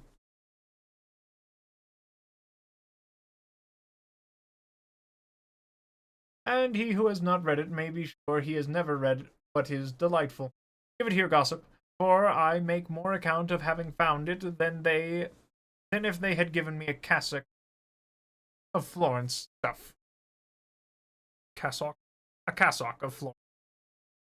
He put it aside with extreme satisfaction, and the barber went on.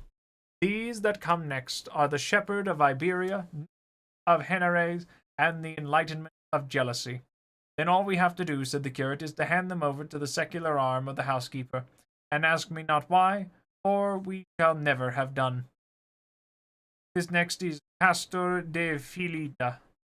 De Filida? No, pastor, that, said the curate, but a highly polished courtier. Let it be preserved as a precious jewel. This large one here, said the barber, is called the Treasury of Various Poems. If there were not so many of them, said the curate, they would be more relished. The book must be weeded and cleansed of certain vulgarities which it has with its excellence. Let it be preserved because the author is a friend of mine, and out of respect for other more heroic and loftier works he has written. This, continued the barber, is the Cancionero of Lopez de Maldonado.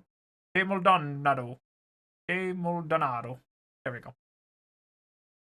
The author of that book, too, said the curate, is a great friend of mine, and his verses from his own mouth are the admiration of all who hear them. For such is the sweetness of his voice that he enchants.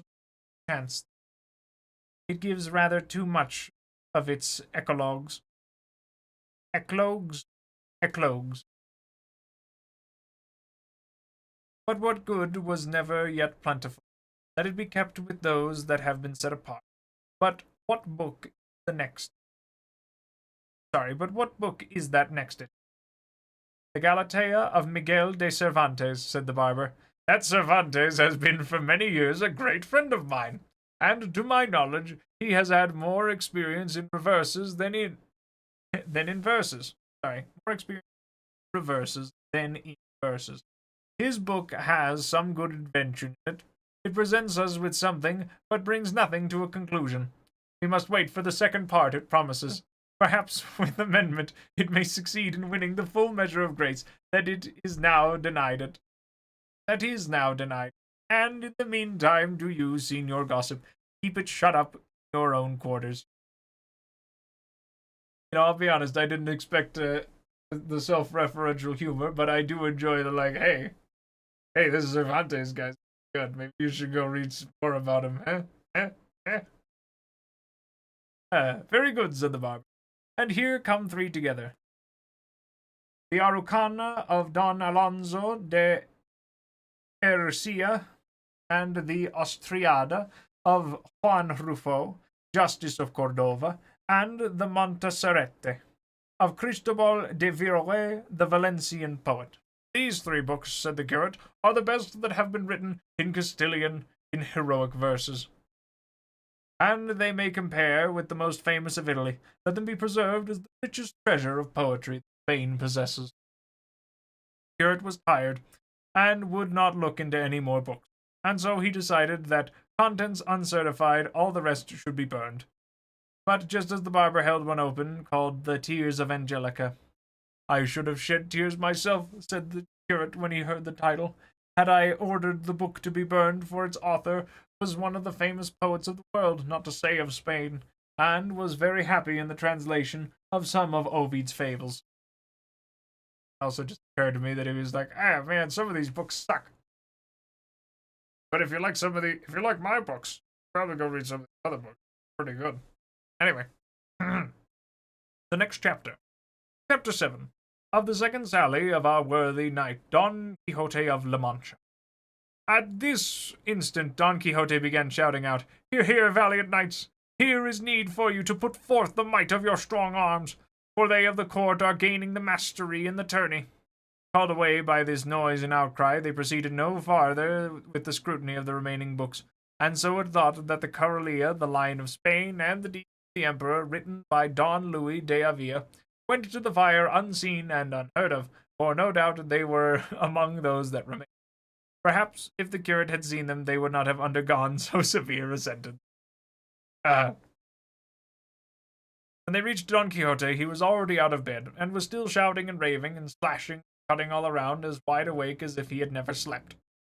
They closed with him, and by force got him back to bed, and when he had become a little calm, addressing the curate, he said to him, "Of a truth, Signor Archbishop Turpin, it is a great disgrace for all us who call ourselves the 12 Peers, so carelessly to allow the knights of the court to gain victory in this tourney.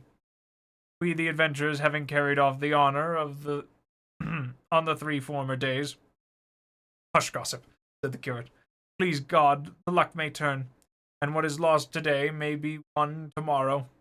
For the present, let your worship have a care of your health, for it seems to me that you are over-fatigued, if not badly wounded." "Wounded, no," said Don Quixote, "but bruised and battered, no doubt, for that bastard Don Roland had cudgelled me with the trunk of an oak tree, and all for envy, because he sees that I alone rival him in his achievements. But I should not call myself Reinaldos of Montalvan, did he not pay me for it in spite of all his enchantments, as soon as I rise from this bed. For the purpose let them bring me something to eat, for that I feel what will be more to my purpose, and leave it to me to avenge myself." They did as he wished. They gave him something to eat, and once more he fell asleep, leaving them marvelling at his madness. That night the housekeeper burned to ashes all the books that were in the yard and in the whole house, and some must have been consumed that deserved preservation in everlasting archives, but their fate and the laziness of the examiner did not permit it, and so in them was verified the proverb that the innocent suffer for the guilty. One of the remedies the curate and the barber immediately applied to their friend's disorder was to wall up and plaster the room where the books were, so that when he got up he should not find them. Possibly, the cause being removed, the effect might. And they might say that a magician had carried them off, room and all, and this was done with all dispatch. 2 days later, Don Quixote got up, and the first thing he did was to go and look at his books, but not finding the room where he had left it, he wandered from side to side looking for it. He came to the place where the door used to be, and tried it with his hands, and turned and twisted his eyes in every direction, without saying a word. But after a good while he asked his housekeeper whereabouts was the room that held his books. The housekeeper said, who had already been well instructed in what she was to answer, said, "What room, or what nothing is it that your worship is looking for? There are neither room nor books in this house, for the devil himself has carried it away." "It was not the devil," said Niece, "but a magician who came on a cloud one night after the day your worship left us, and dismounting from a serpent that he rode, he entered the room, and what he did there I know not, but after a while he made off, flying through the roof, and left the house full of smoke, and when we went to see what he had done, we saw neither book nor room. But we remember very well, the housekeeper and I, that on leaving the old villain said in a loud voice that, for a private grudge he owed the owner of the books and the room, he had done mischief in that house, that would be discovered by and by. He said, too, that his name was Page Unaton." "He must have said Friston," said Don Quixote. "I do not know whether he called himself Friston or Fritton," said the housekeeper. "I only know that his name ended with ton." "So it does," said Don Quixote, "and he is a sage magician, a great enemy of mine, who has a spite against me because he knows by his arts and lore that in the process of time I am engaged in combat with a knight whom he befriends, and that I am to conquer. He will be unable to prevent it, and for this reason he endeavors to do me all the ill turn that he can, but I promise him it will be hard for him to oppose or avoid what is decreed by heaven." "Who doubts that?" said Niece. "But, uncle, who mixes you up in these quarrels? Would it not be better to remain at peace in your own home instead of roaming the world looking for better bread than ever came of wheat, never reflecting that many go for wool and come back shorn?" Grab a quick sip of water.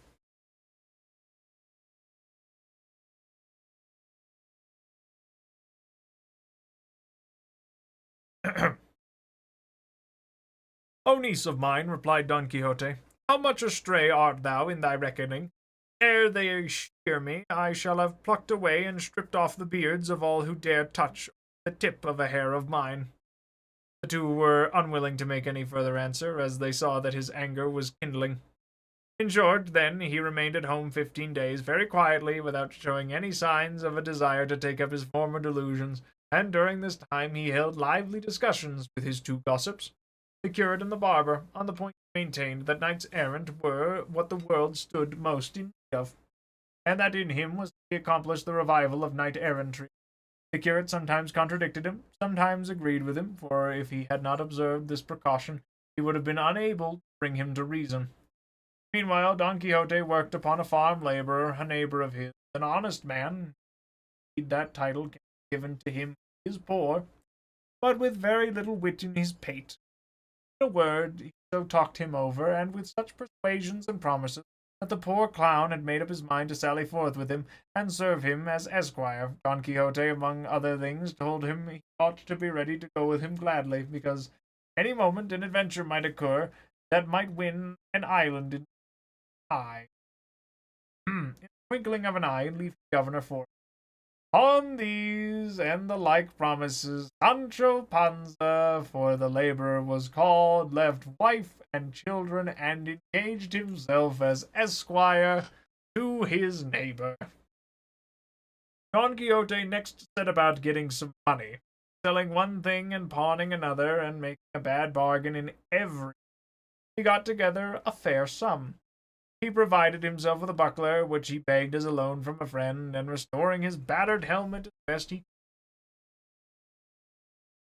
he warned his squire Sancho of the day and hour he meant to set out, and that he might provide himself with what he thought most needful.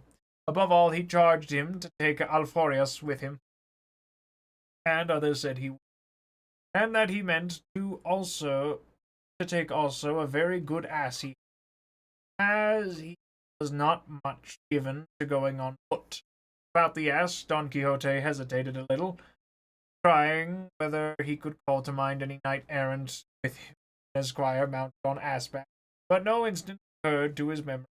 For all that, however, he determined to take him and furnish him with a more honorable mount when a chance of it presented itself, by appropriating a horse of the first discourteous knight encountered.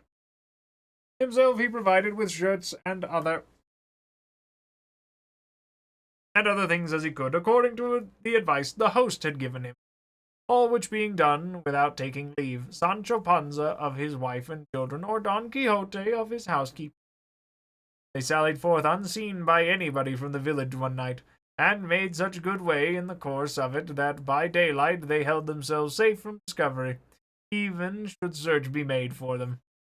Sancho rode on his ass like a patriarch, with his alforjas and bota, and longing to see himself soon governor of the island his master had promised him. Don Quixote decided, taking the same route and road he had taken on his first journey, that over the Campo de Montiel, which he travelled with less discomfort than on the last occasion, for as it was early morning, and the rays of the sun fell on them obliquely, not distress them. And now, said Sancho Panza to his master, your worship will take care, Señor Knight-errant, and not to forget about the island you have promised me, for it be ever so big, I'll be equal to governing it. Which Don Quixote replied, thou must know, friend Sancho Panza, that it was a practice very much in vogue with the knights errant of old to make their squires governors of the islands or kingdoms they won, and I am determined that there shall be no failure on my part in so liberal a custom. On the contrary, I mean to improve upon it, for they sometimes, and perhaps most frequently, waited until their squires were old, and then they had enough service in hard days and worse nights. They gave them some title or other of count, or at the most marquis, of some valley or province more or less. But if thou livest and I lived, it may as well be 6 days are over. It may well be that before 6 days are over, I may have won some kingdom that the others dependent upon, that has others dependent upon it, which will be just the thing to enable thee to be crowned king of one of them. Nor needest thou count this wonderful, for things and chances fall to the lot of such knights. So, in ways so unexampled and unexpected that I might easily give thee even more than I promised. In that case, said Sancho Panza, if I should become king by one of those miracles your worship speaks of, even Juana Gutierrez, my old woman, would come to be queen and my children infants. Well, who doubts it, said Don Quixote. I doubt it, replied Sancho Panza, because for my part I am persuaded that though God would shower down kingdoms upon earth, not one of them would fit the head of Mari Gutierrez. Let me tell you, senor, she is not worth 2 maravedi for queen. Not worth 2 maravedi for a countess will fit her better, and that only with God's help. Leave it to God, Sancho, returned Don Quixote, for he shall give her what suits her best. But do not undervalue thyself so much as to come to be content with anything less than being a governor of a province. I will not, senor, answered Sancho, especially as I have a man of such quality for a master as in your worship.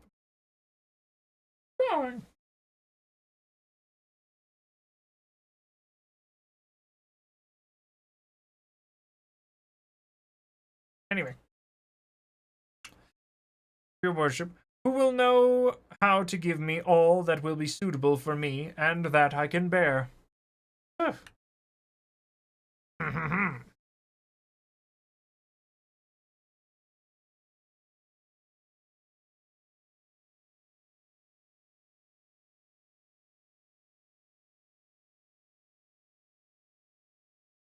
I'm pretty sure that's 70.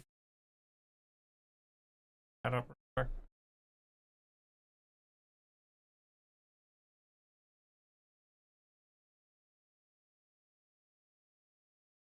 Yeah, okay, yes, good. 74.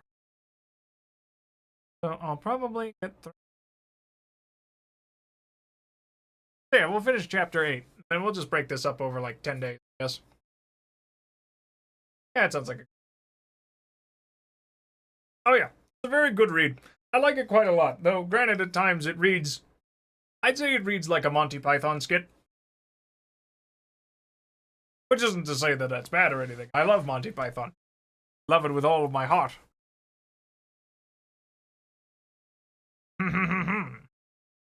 Chapter 8. Of the good fortune which the valiant Don Quixote had in the terrible and undreamt of adventure of the windmills, with other occurrences worthy to be fitly recorded. Oh yeah, no, this came out in what, like hundreds, I want to say? You know what, let's check that.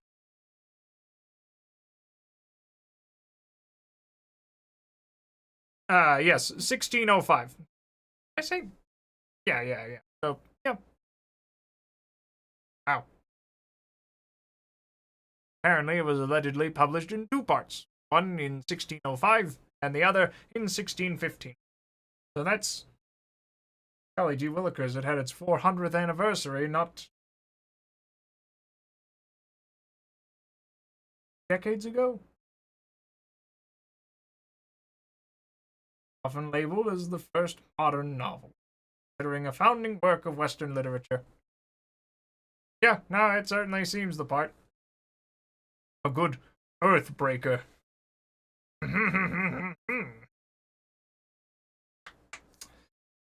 Alright. At this point, they came in sight of 30 or 40 windmills that there are on that plain. And as soon as Don Quixote saw them, he said to his squire, Fortune is arranging matters for us better than we could have shaped our desires ourselves. For look there, friend Sancho Panza, where 30 or more monstrous giants present themselves, all of whom I mean to engage in battle and slay, and with whose spoils we shall begin to make our fortune. For this is righteous warfare, and it is God's good service to sweep so evil a breed from off the face of the earth. What giants? Said Sancho Panza. Those thou seest there, answered his master, with the long arms. Some of them look nearly 2 leagues long. Look, your worship, said Sancho, what we see there are not giants, but windmills, and what seem to be their arms are the sails that, turned by the wind, make the millstone go. Why, it is easy to see, Don Quixote, that thou art not used to this business of adventures. Those are giants, and if thou art afraid, away with thee out of this, and betake thyself to prayer, while I engage them in fierce and unequal combat. So saying, he gave the spur to his steed Rocinante, heedless of the cries his squire Sancho sent after him, warning him that most certainly they were windmills and not giants he was going to attack. He, however, was so positive that they were giants that he neither heard the cries of Sancho nor perceived near he was what they were, but made at them, shouting, "Fly not, cowards and vile beings, or a single knight attacks you." A slight breeze at this moment sprang up, and the great sails began to move, seeing which Don Quixote exclaimed, "Though ye flourish more arms than the giant Briareus, have to reckon with me." So saying, and commending himself with all his heart to his lady Dulcinea, imploring her to support him in such a peril, with lance in rest and covered by his buckler, he charged at Rocinante's fullest gallop, and fell upon the first mill that stood in front of him. But as he drove his lance point into the sail, the wind whirled it round with such force that it shivered the lance to pieces, sweeping it with horse and rider, who went rolling over the plain. In a sorry condition, Sancho hastened to his assistance as fast as his ass could go. And when he came up, found him unable to move.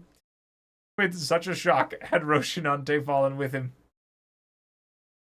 "God bless me," said Sancho. "Did I not tell your worship to mind that you were about..." For they were only windmills, and no one could have made any mistake about it, but one who had something of the same kind in his head. "Hush, friend Sancho," replied Don Quixote. "The fortunes of war, more than any other, are liable to frequent fluctuations. And moreover, I think it is the truth that the same sage Friston, who carried off my study and books, has turned these giants into mills in order to rob me of the glory of vanquishing them. Such is the enmity he bears me, but in the end his wicked arts will avail but little against my good sword." "God order it as he may," said Sancho Panza, and helping him to rise, got him up again on Rocinante, whose shoulder was half out, and then, discussing the late adventure, they followed the road to Puerto Lapis, and for there, said Don Quixote, they could not fail to find adventures in abundance and variety, as it was a great thoroughfare. For all that, he was much grieved at the loss of his lance, and saying so to his squire, he added, "I remember having read how a Spanish knight, Diego Perez de Vargas by name, having broken his sword in battle, tore from an oak a ponderous bow or branch, bow or branch, and with it did such things that day, and pounded so many Moors, that he got the surname of Machuca? Probably Machuca. And he and his descendants from that day forth were called Vargas y Machuca. I mention this because from the first oak I see I mean to rend such another branch, large and stout like that, which I am determined and resolved to do such deeds that thou mayest deem thyself very fortunate in being found worthy to come and be an eyewitness of things that will with difficulty be believed." "Be that as God will," said Sancho. I believe it all your worship says it. But straighten yourself a little, for you seem to be all on one side. Maybe from the shaking of the fall." "That is the truth," said Don Quixote, "and if I make no complaint of the pain, it is because knights errant are not permitted to complain of any wound, even though their bowels may be coming out through it." "If so," said Sancho, "I have nothing to say, but God knows I would rather your worship complained when anything ailed you. For my part, I confess I must complain however small the ache may be, unless this rule about not complaining extends to the squires of knights errant so." Don Quixote could not help laughing at his squire's simplicity, and he assured him he might complain whenever and however he chose, just as he liked, for, so far, he had never read of anything to the contrary in the order of knighthood. Sancho bade him remember it was dinner time, to which his master answered he wanted nothing himself just then. but that he might eat when he had a mind. With his permission, Sancho settled himself as comfortably as he could on his beast, and took out the alforjas he had stowed away in them. He jogged along behind his master, munching deliberately, and from time to time taking a pull at the bota with a relish that the thirstiest tapster in Malaga might have envied. And while he went on his way, gulping down draught after draught, he never gave a thought to any of the promises his master had made him, nor did he rate it as hardship, but rather as recreation, going in quest of adventures, however dangerous they might be. Finally they passed the night among some trees, from which Don Quixote plucked a dry branch to serve him after a fashion as a lance, and fixed it on the head he had removed from the broken one. And fixed on it the head he had removed from the broken one. All that night Don Quixote lay awake thinking of his lady Dulcinea, and in order to conform to what he had read in his books, how many a night in forests and deserts knights used to lie sleep, supported by the memory of their mistresses. Nor so did Sancho Panza spend it, for having his stomach full of something stronger than chicory water, he had made but one sleep of it. And if his master had not called him, neither the rays of the sun beating on his face, nor all the cheery notes of the birds welcoming the approach of the day would have had power to waken him. On getting up, he tied his bota, and found it somewhat less full than the night before, which grieved his heart, because they did not seem to be on the way to remedy deficiency readily. Don Quixote did not care to break his fast, for, as has already been said, he confined himself to savory recollections for nourishment. They returned to the road they set out, with leading to Puerto Lapis, and at 3 in the afternoon came in sight of it. "Here, brother Sancho Panza," said Don Quixote when he saw it, "we may plunge our hands up to the elbows in what they call adventures, but observe, even shouldst thou see me in the greatest danger in the world, thou must not put a hand to thy sword in my defence, unless indeed thou perceivest that those who assail me are the rabble or base folk, for in that case thou mayest very properly aid me. But if they be knights, it is on no account permitted or allowed thee by the laws of knighthood to help me until thou hast been dubbed a knight." "Ah, most certainly, señor," replied Sancho. "Your worship shall be fully obeyed in this matter. All the more as of myself I am peaceful, and no friend in mixing strife and quarrels. It is true that as regards the defense of my own person I shall not give much heed to those laws, for laws human and divine allow each one to defend himself against any assailant whatsoever." "That I grant," said Don Quixote, "but in this matter, aiding me against other knights, thou must put a restraint upon thy natural impetuosity. Impetuosity. Sorry. "I will do so, I promise you," answered Sancho, "and will keep this precept as carefully as Sunday."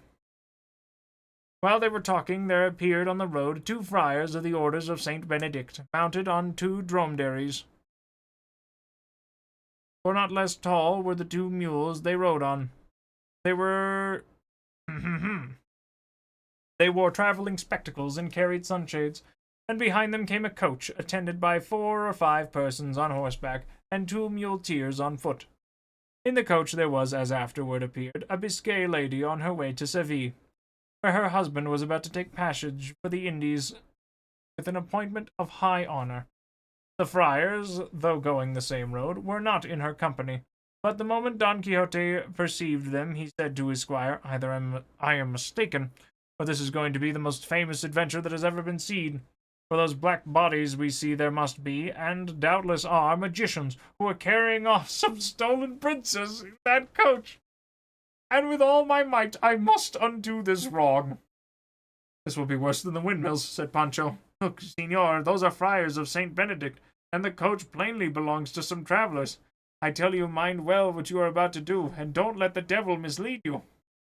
"I have told thee already, Sancho," replied Don Quixote, "that on the subject of adventures thou knowest little." I have lost my What I say is the truth, as thou shalt see presently." So saying, he advanced, posted himself in the middle of the road, along which the friars were coming. And as soon as he thought they had come near enough to hear what he said, he cried aloud, "Devilish and unnatural beings! Release instantly the high-born princess whom you are carrying off by force in this coach, else prepare to meet a speedy death as the just punishment of your evil deeds." The friars drew rein and stood wondering at the appearance of Don Quixote as well as at his words, to which they replied, "Señor Caballero, we are not devilish or unnatural, but two brothers of Saint Benedict following our road. Nor do we know whether or not there are any captive princesses coming in the coach."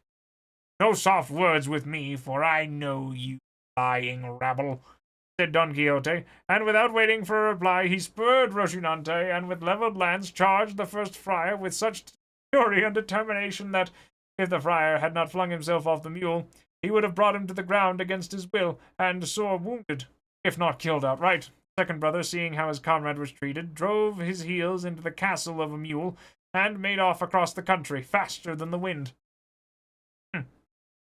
Sancho Panza, when he saw the friar on the ground, dismounting briskly from his ass, rushed towards him and began to strip off his gown.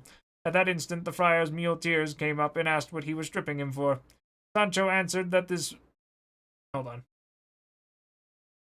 to him lawfully as spoil of the battle which his lord Don Quixote had won. Muleteers, who had no idea of a joke, and did not understand all this about battles and spoils, seeing that Don Quixote was some distance off talking to the travelers in the coach, fell upon Sancho, knocked him down, and leaving hardly a hair in his beard. "Am I glad he's frozen Oh, out hello. there, and that we're out here, and that he's the sheriff, and that we're frozen out here, and we're in there, and I just remembered we're out here. What I want to know is, where's the caveman?" Boy, I love that alert. Thank you very much to one Neon Honeybee. I sincerely appreciate the follow. Let's see, where was I? And leaving hardly a hair in his beard, belabored him with kicks, and left him stretched, breathless and senseless on the ground.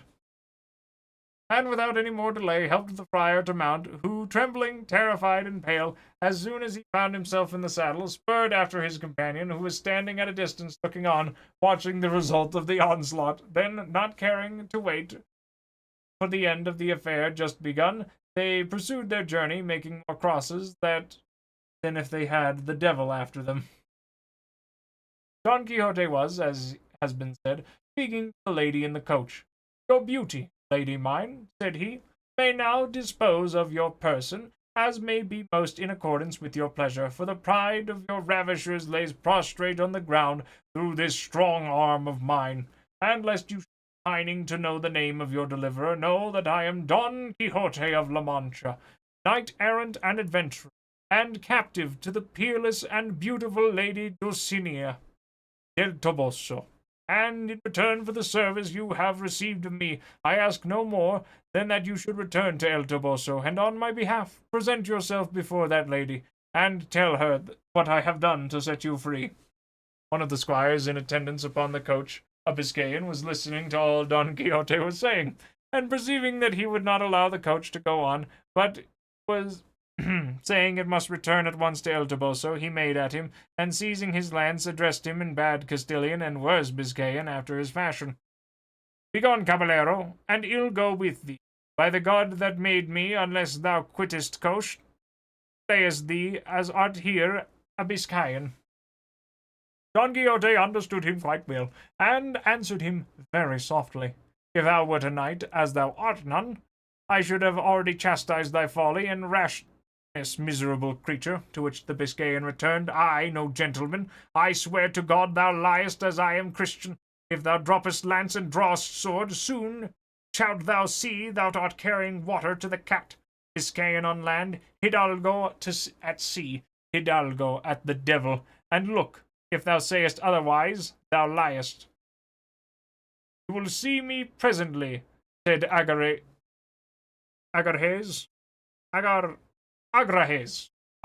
we'll go with, replied Don Quixote, and throwing his lance on the ground, he drew his sword, braced his buckler on his arm, and attacked the Biscayan, bent on taking his life. The Biscayan, when he saw him coming on, though he wished to dismount from his mule, in which, being one of those sorry ones let out for hire, he had no confidence, had no choice but to draw his sword. It was lucky for him, however, that as he neared the coach, from which he was able to snatch a cushion that served him for a shield, when they went at one another, as if they had been two mortal enemies, the others strove to make peace between them, but could not, for the Biscayan declared in his disjointed phrases that if they did not let him finish his battle, he would kill his mistress and everyone that strove to prevent him.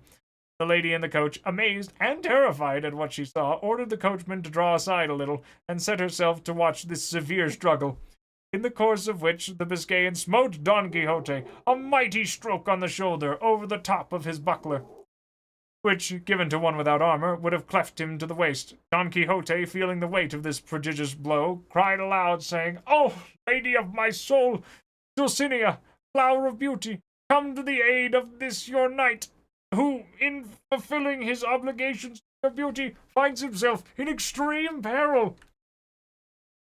To say this, to lift his sword, to shelter himself well behind his buckler, and to assail the Biscayan was the work of an instant, determined as he was to venture all upon a single blow. The Biscayan, seeing him come on in this way, was convinced of his courage by his spirited bearing, and resolved to follow his example, so he waited for him, keeping well under the cover of his cushion. Being unable to execute any sort of maneuver with his mule, which, dead tired and never meant for this kind of game, could not stir a step. On then, as aforesaid, came Don Quixote against the wary Biscayan, with uplifted sword and a firm intention of splitting him in half, while on his side the Biscayan waited for him, sword in hand, under the protection of his cushion, and all present stood trembling, waiting in suspense, the result of blows such as threatened to fall, and the lady in the coach and the rest of her followings were making 1,000 vows and offerings to all the images and shrines of Spain, that God might deliver her squire and all of them from this great peril in which they found themselves. But it spoils all, that at this point in crisis, the author of the history leaves this battle impending, giving an excuse that he could find nothing more written about these achievements of Don Quixote that would have been already set forth. It is true, the second author of this work was unwilling to believe that a history so curious could have been allowed to fall under the sentence of oblivion, or that the wits of La Mancha could have been so undiscerning as not to preserve in their archives or registries some documents referring to this famous. And this being his persuasion, he did not despair finding the conclusion of this pleasant history, which, heaven favoring him, he did find in a way that shall be related in the second part. Alright, well, I'll probably at least finish up chapter 9, and then I will have to skedaddle. I've got some errands that must be done, much like a knight-errant, hardy har. But first, a little more water.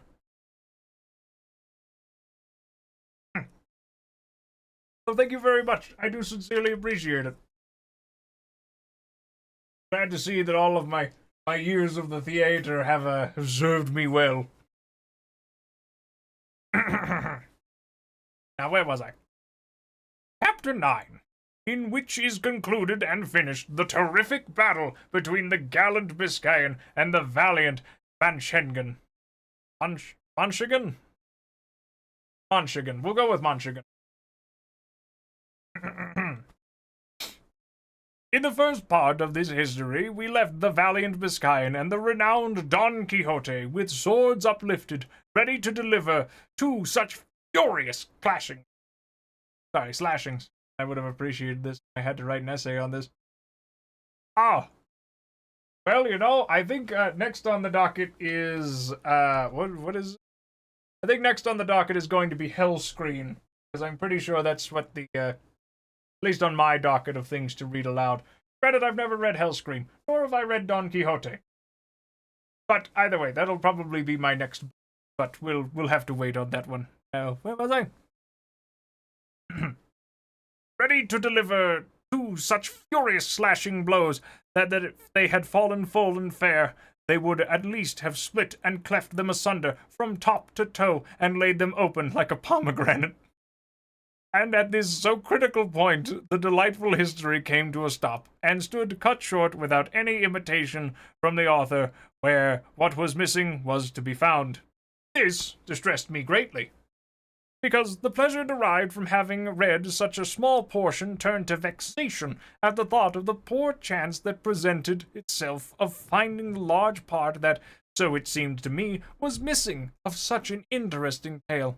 It appeared to me to be a thing impossible and contrary to all precedent that so good a knight should have been without some sage to undertake the task of writing his marvelous achievements, a thing that was never wanting to any of those that was never wanting to any of those knight-errant who, they say, went after adventures, for every one of them had one or two sages, as if made on purpose, who not only recorded their deeds, but described them most trifling thoughts and follies, however secret they might be, and such a good knight could not have been so unfortunate as not to have what Platir and others like him had in abundance.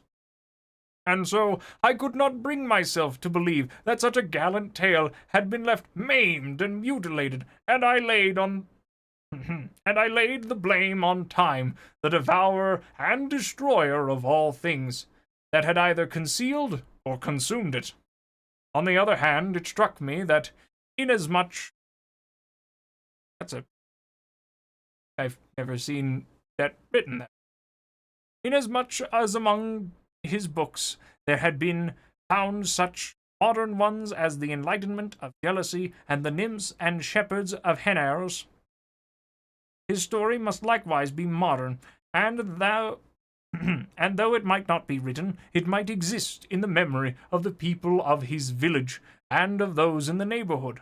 This reflection kept me perplexed and longing to know really and truly the whole life and wondrous deeds of our famous Spaniard, Don Quixote of La Mancha, light and mirror of Manchegan chivalry, and the first time in our age in these so evil days devoted himself to the labor and exercise of the arms of knight-errantry, righting wrongs, succoring widows, and protecting damsels of that sort that used to ride about, whip in hand, on their palfreys, with all their virginity about them, from mountain to mountain, and valley to valley.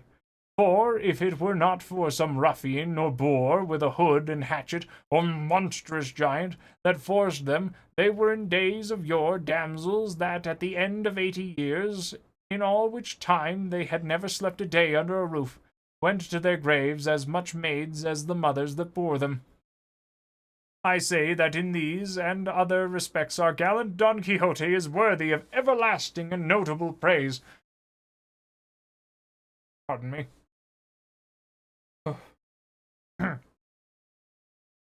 A notable praise, nor should it be withheld even from me for the labor and pains spent in searching for the conclusion of this delightful history, that I know well that if heaven, chance, and good fortune had not helped me, the world would have remained deprived of an entertainment and pleasure that for a couple hours or so may well occupy him who shall read it attentively. The discovery of it occurred in this way. One day, as I was in Alcana of Toledo, a boy came up to sell some pamphlets and old papers to a silk mercer, and as I am fond of reading even the very scraps of paper in these sheets, led by this natural bent of mine, I took up one of these pamphlets the boy had for sale, and saw that it was in characters which I recognized as Arabic, and as I was unable to read them, though I could recognize them, I looked about to see if there were any Spanish-speaking Morisco at hand to read them for me. Nor was there any greater difficulty in finding such an interpreter, for even had I sought one for an older and better language, I should have found him.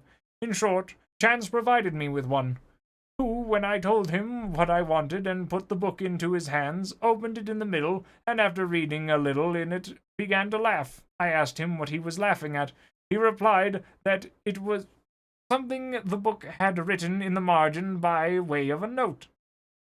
I bade him tell it to me, and still laughing, said, in the margin, as I told you, this is written. This Dulcinea del Toboso, so often mentioned in history, had, they say, the best hand of any woman in all La Mancha for salting pigs. I'm going to assume that this means that she's some flavor of butcher. Or maybe perhaps that's all her hands are good for. I'm not 100% sure on that. I'll have to look that one. When I heard Dulcina del Toboso named, I was struck with surprise and amazement, for it occurred to me at once that these pamphlets contained the history of Don Quixote. With this idea, I pressed him to read the beginning, and doing so, turning the Arabic offhand into Castilian, he told me it meant History of Don Quixote of La Mancha, written by Cid Hamate Benengeli, an Arab historian. It required great caution to hide the joy I felt when the title of the book reached my ears, and snatching it from the silk mercer, I bought all the papers and pamphlets from the boy for half a real. And if he had his wits about him and had known how eager I was for them, he might have safely calculated on making more than 6 reals by the bargain. I withdrew at once with the Morisco into the cloister of the cathedral, and I begged him to turn all these pamphlets that related to Don Quixote into the Castilian tongue, without omitting or adding anything to them, offering him whatever payment he was satisfied with the 2 arrobas of raisins and 2 bushels of wheat, and promised to translate them faithfully and with all dispatch. But to make the matter easier, and not to let such a precious find out of my hands, I took him to my house, where in little more than a month and a half he translated the whole just as it is set down here. Sorry, hold on. How much is an arroba? Because if that's a month and a half worth of time, that's a lot of rate. How much is it? It's a custom unit of weight. I see. An arroba is specifically the 4th part which defined the average load which a donkey could carry in the Iberian Peninsula. So he ended up translating this for, you guessed it, 64. That's right. Well, hold on. My apologies. For 50 pounds of raisins. Because apparently it's different in Portuguese as it is in Spanish. But, Arroba or bushel is weight, sir. So yeah, about, that's a lot of raisins. That's all that I'm going to say on the matter. Anyway, where was I? In the first pamphlet, the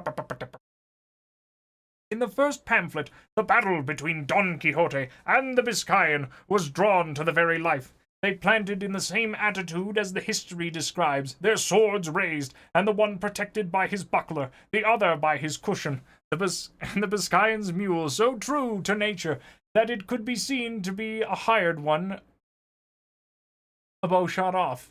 The Biscayan had an inscription under his feet, which said, Don Sancho de Azpeitia, which no doubt must have been his name, and at the feet of Rocinante was another that said Don Quixote.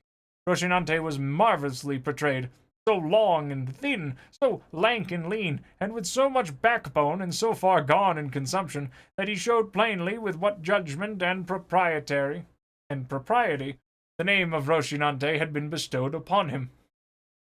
Near him was Sancho Panza, holding the halter of his ass, at whose feet was another label that said Sancho Zancas, and according to the picture, he must have had a big belly and a short body, and long shanks, for which reason, no doubt, the name of Panza and Zancas were given to him. For by these 2 surnames, the history several times calls him. Some other trifling particulars might be mentioned, but they are all of slight importance and have nothing to do with the true relation of the history. And no history can be bad so long as it is true. If again the present one any objection be raised on the score of its truth, it can only be that its author was an Arab, as lying is a very common propensity with those of that nation. Though, as they are such enemies of ours, it is conceivable that there were omissions rather than additions made in the course of it. And this is my own opinion, for where he could and should give freedom to his pen in praise of so worthy a knight, he seems to me deliberately to pass over to pass it over in silence, which is ill done and worse contrived, for it is the business and duty of historians to be exact, truthful, and wholly free from passion, and neither interest nor fear, hatred nor love, should make them swerve from the path of truth, whose mother in history, rival of time, storehouse of deeds, witness of the past, example and counsel for the present, and warning for the future. In this I know will be found all that can be desired in the pleasantest, and if it be wanting in any good quality, I maintain it is the fault of its hound of an author, and not the fault of the subject. To be brief, its second part, according to the translation, began in this way. With trenchant swords upraised and poised high, it seemed as though the two valiant and wrathful combatants stood threatening heaven and earth and hell. With such resolution and determination did they bear themselves. The fiery Biscayan was the first to strike a blow, which was delivered with such force and fury that had not the sword turned in its course, that single stroke would have sufficed to put an end to the bitter struggle and to all the adventures of our knight. But that good fortune, which reserved him for greater things, turned aside the sword of his adversary, so that although it smote him upon the left shoulder, it did him no harm than to strip all of that side of its armor, carrying away a great part of his helmet with half of his ear. Oh! All which with fearful ruin fell to the ground, leaving him in a sorry plight. Good God! Who is there that could properly describe the rage that filled the heart of our Manchegan when he saw himself dealt, if not with, in such a fashion? All that can be said is, it was such that he again raised himself in his stirrups, and grasping his sword more firmly in both hands, he came down on the Biscayan with such fury, smiting him full over the cushion and over the head, and even so a good shield proving useless, as if a mountain had fallen on him. He began to bleed from the nose, mouth, and ears, reeling as if about to fall backwards from his mule, as no doubt the same would have been done had he not flung his arms about its neck. At the same time, however, he slipped his feet out of the stirrups, then unclasped his arms, and the mule, taking fright at the terrible blow, made off across the plain, and with a few plunges flung its master to the ground. Don Quixote stood looking on very calmly, and when he saw him fall, leaped from his horse, and with great briskness ran at him, and presenting the point of his sword to his eyes, bade him surrender, or he would cut his head off. The Biscayan was so bewildered that he was unable to answer a word, and it would have gone hard with him, so blind was Don Quixote, had not the ladies in the coach, who had hitherto been watching the combat in great terror, hastened to where he stood, and implored him with earnest entreaties to grant them great grace and favor for sparing their squire, to grant them the great grace and favor of sparing their squire's life, to which Don Quixote replied with much gravity and dignity, In truth, fair ladies, I am well content to do what ye ask of me, but it must be on one condition and understanding, which is that this knight promise me to go to the village of El Toboso, and on my behalf present himself before the peerless lady Dulcinea, and that she deal with him as shall be most pleasing to her. The terrified and disconsolate ladies, without discussing Don Quixote's command or asking who Dulcinea might be, promised that their squire should do all that had been commanded. Then, on the faith of that promise, said Don Quixote, I shall do him no further harm, though he well deserves it of me. Well, I think that's going to be a good spot. Yeah, that should leave time. I do sincerely appreciate everyone attending today. Again, I do. I will now scatter to the winds. Tomorrow, I might be not really sure what I'm going to do. I might be finishing more. I might read a little bit more Don Quixote, and then maybe play some Blasphemous with the Spanish dub. Either way, though, thank you both very much for attending, and I will. Actually, hold on. Let me see if there's anybody here that's good for raiding. There might be somebody that's doing another cool thing in the reading category. Let's. A lot of.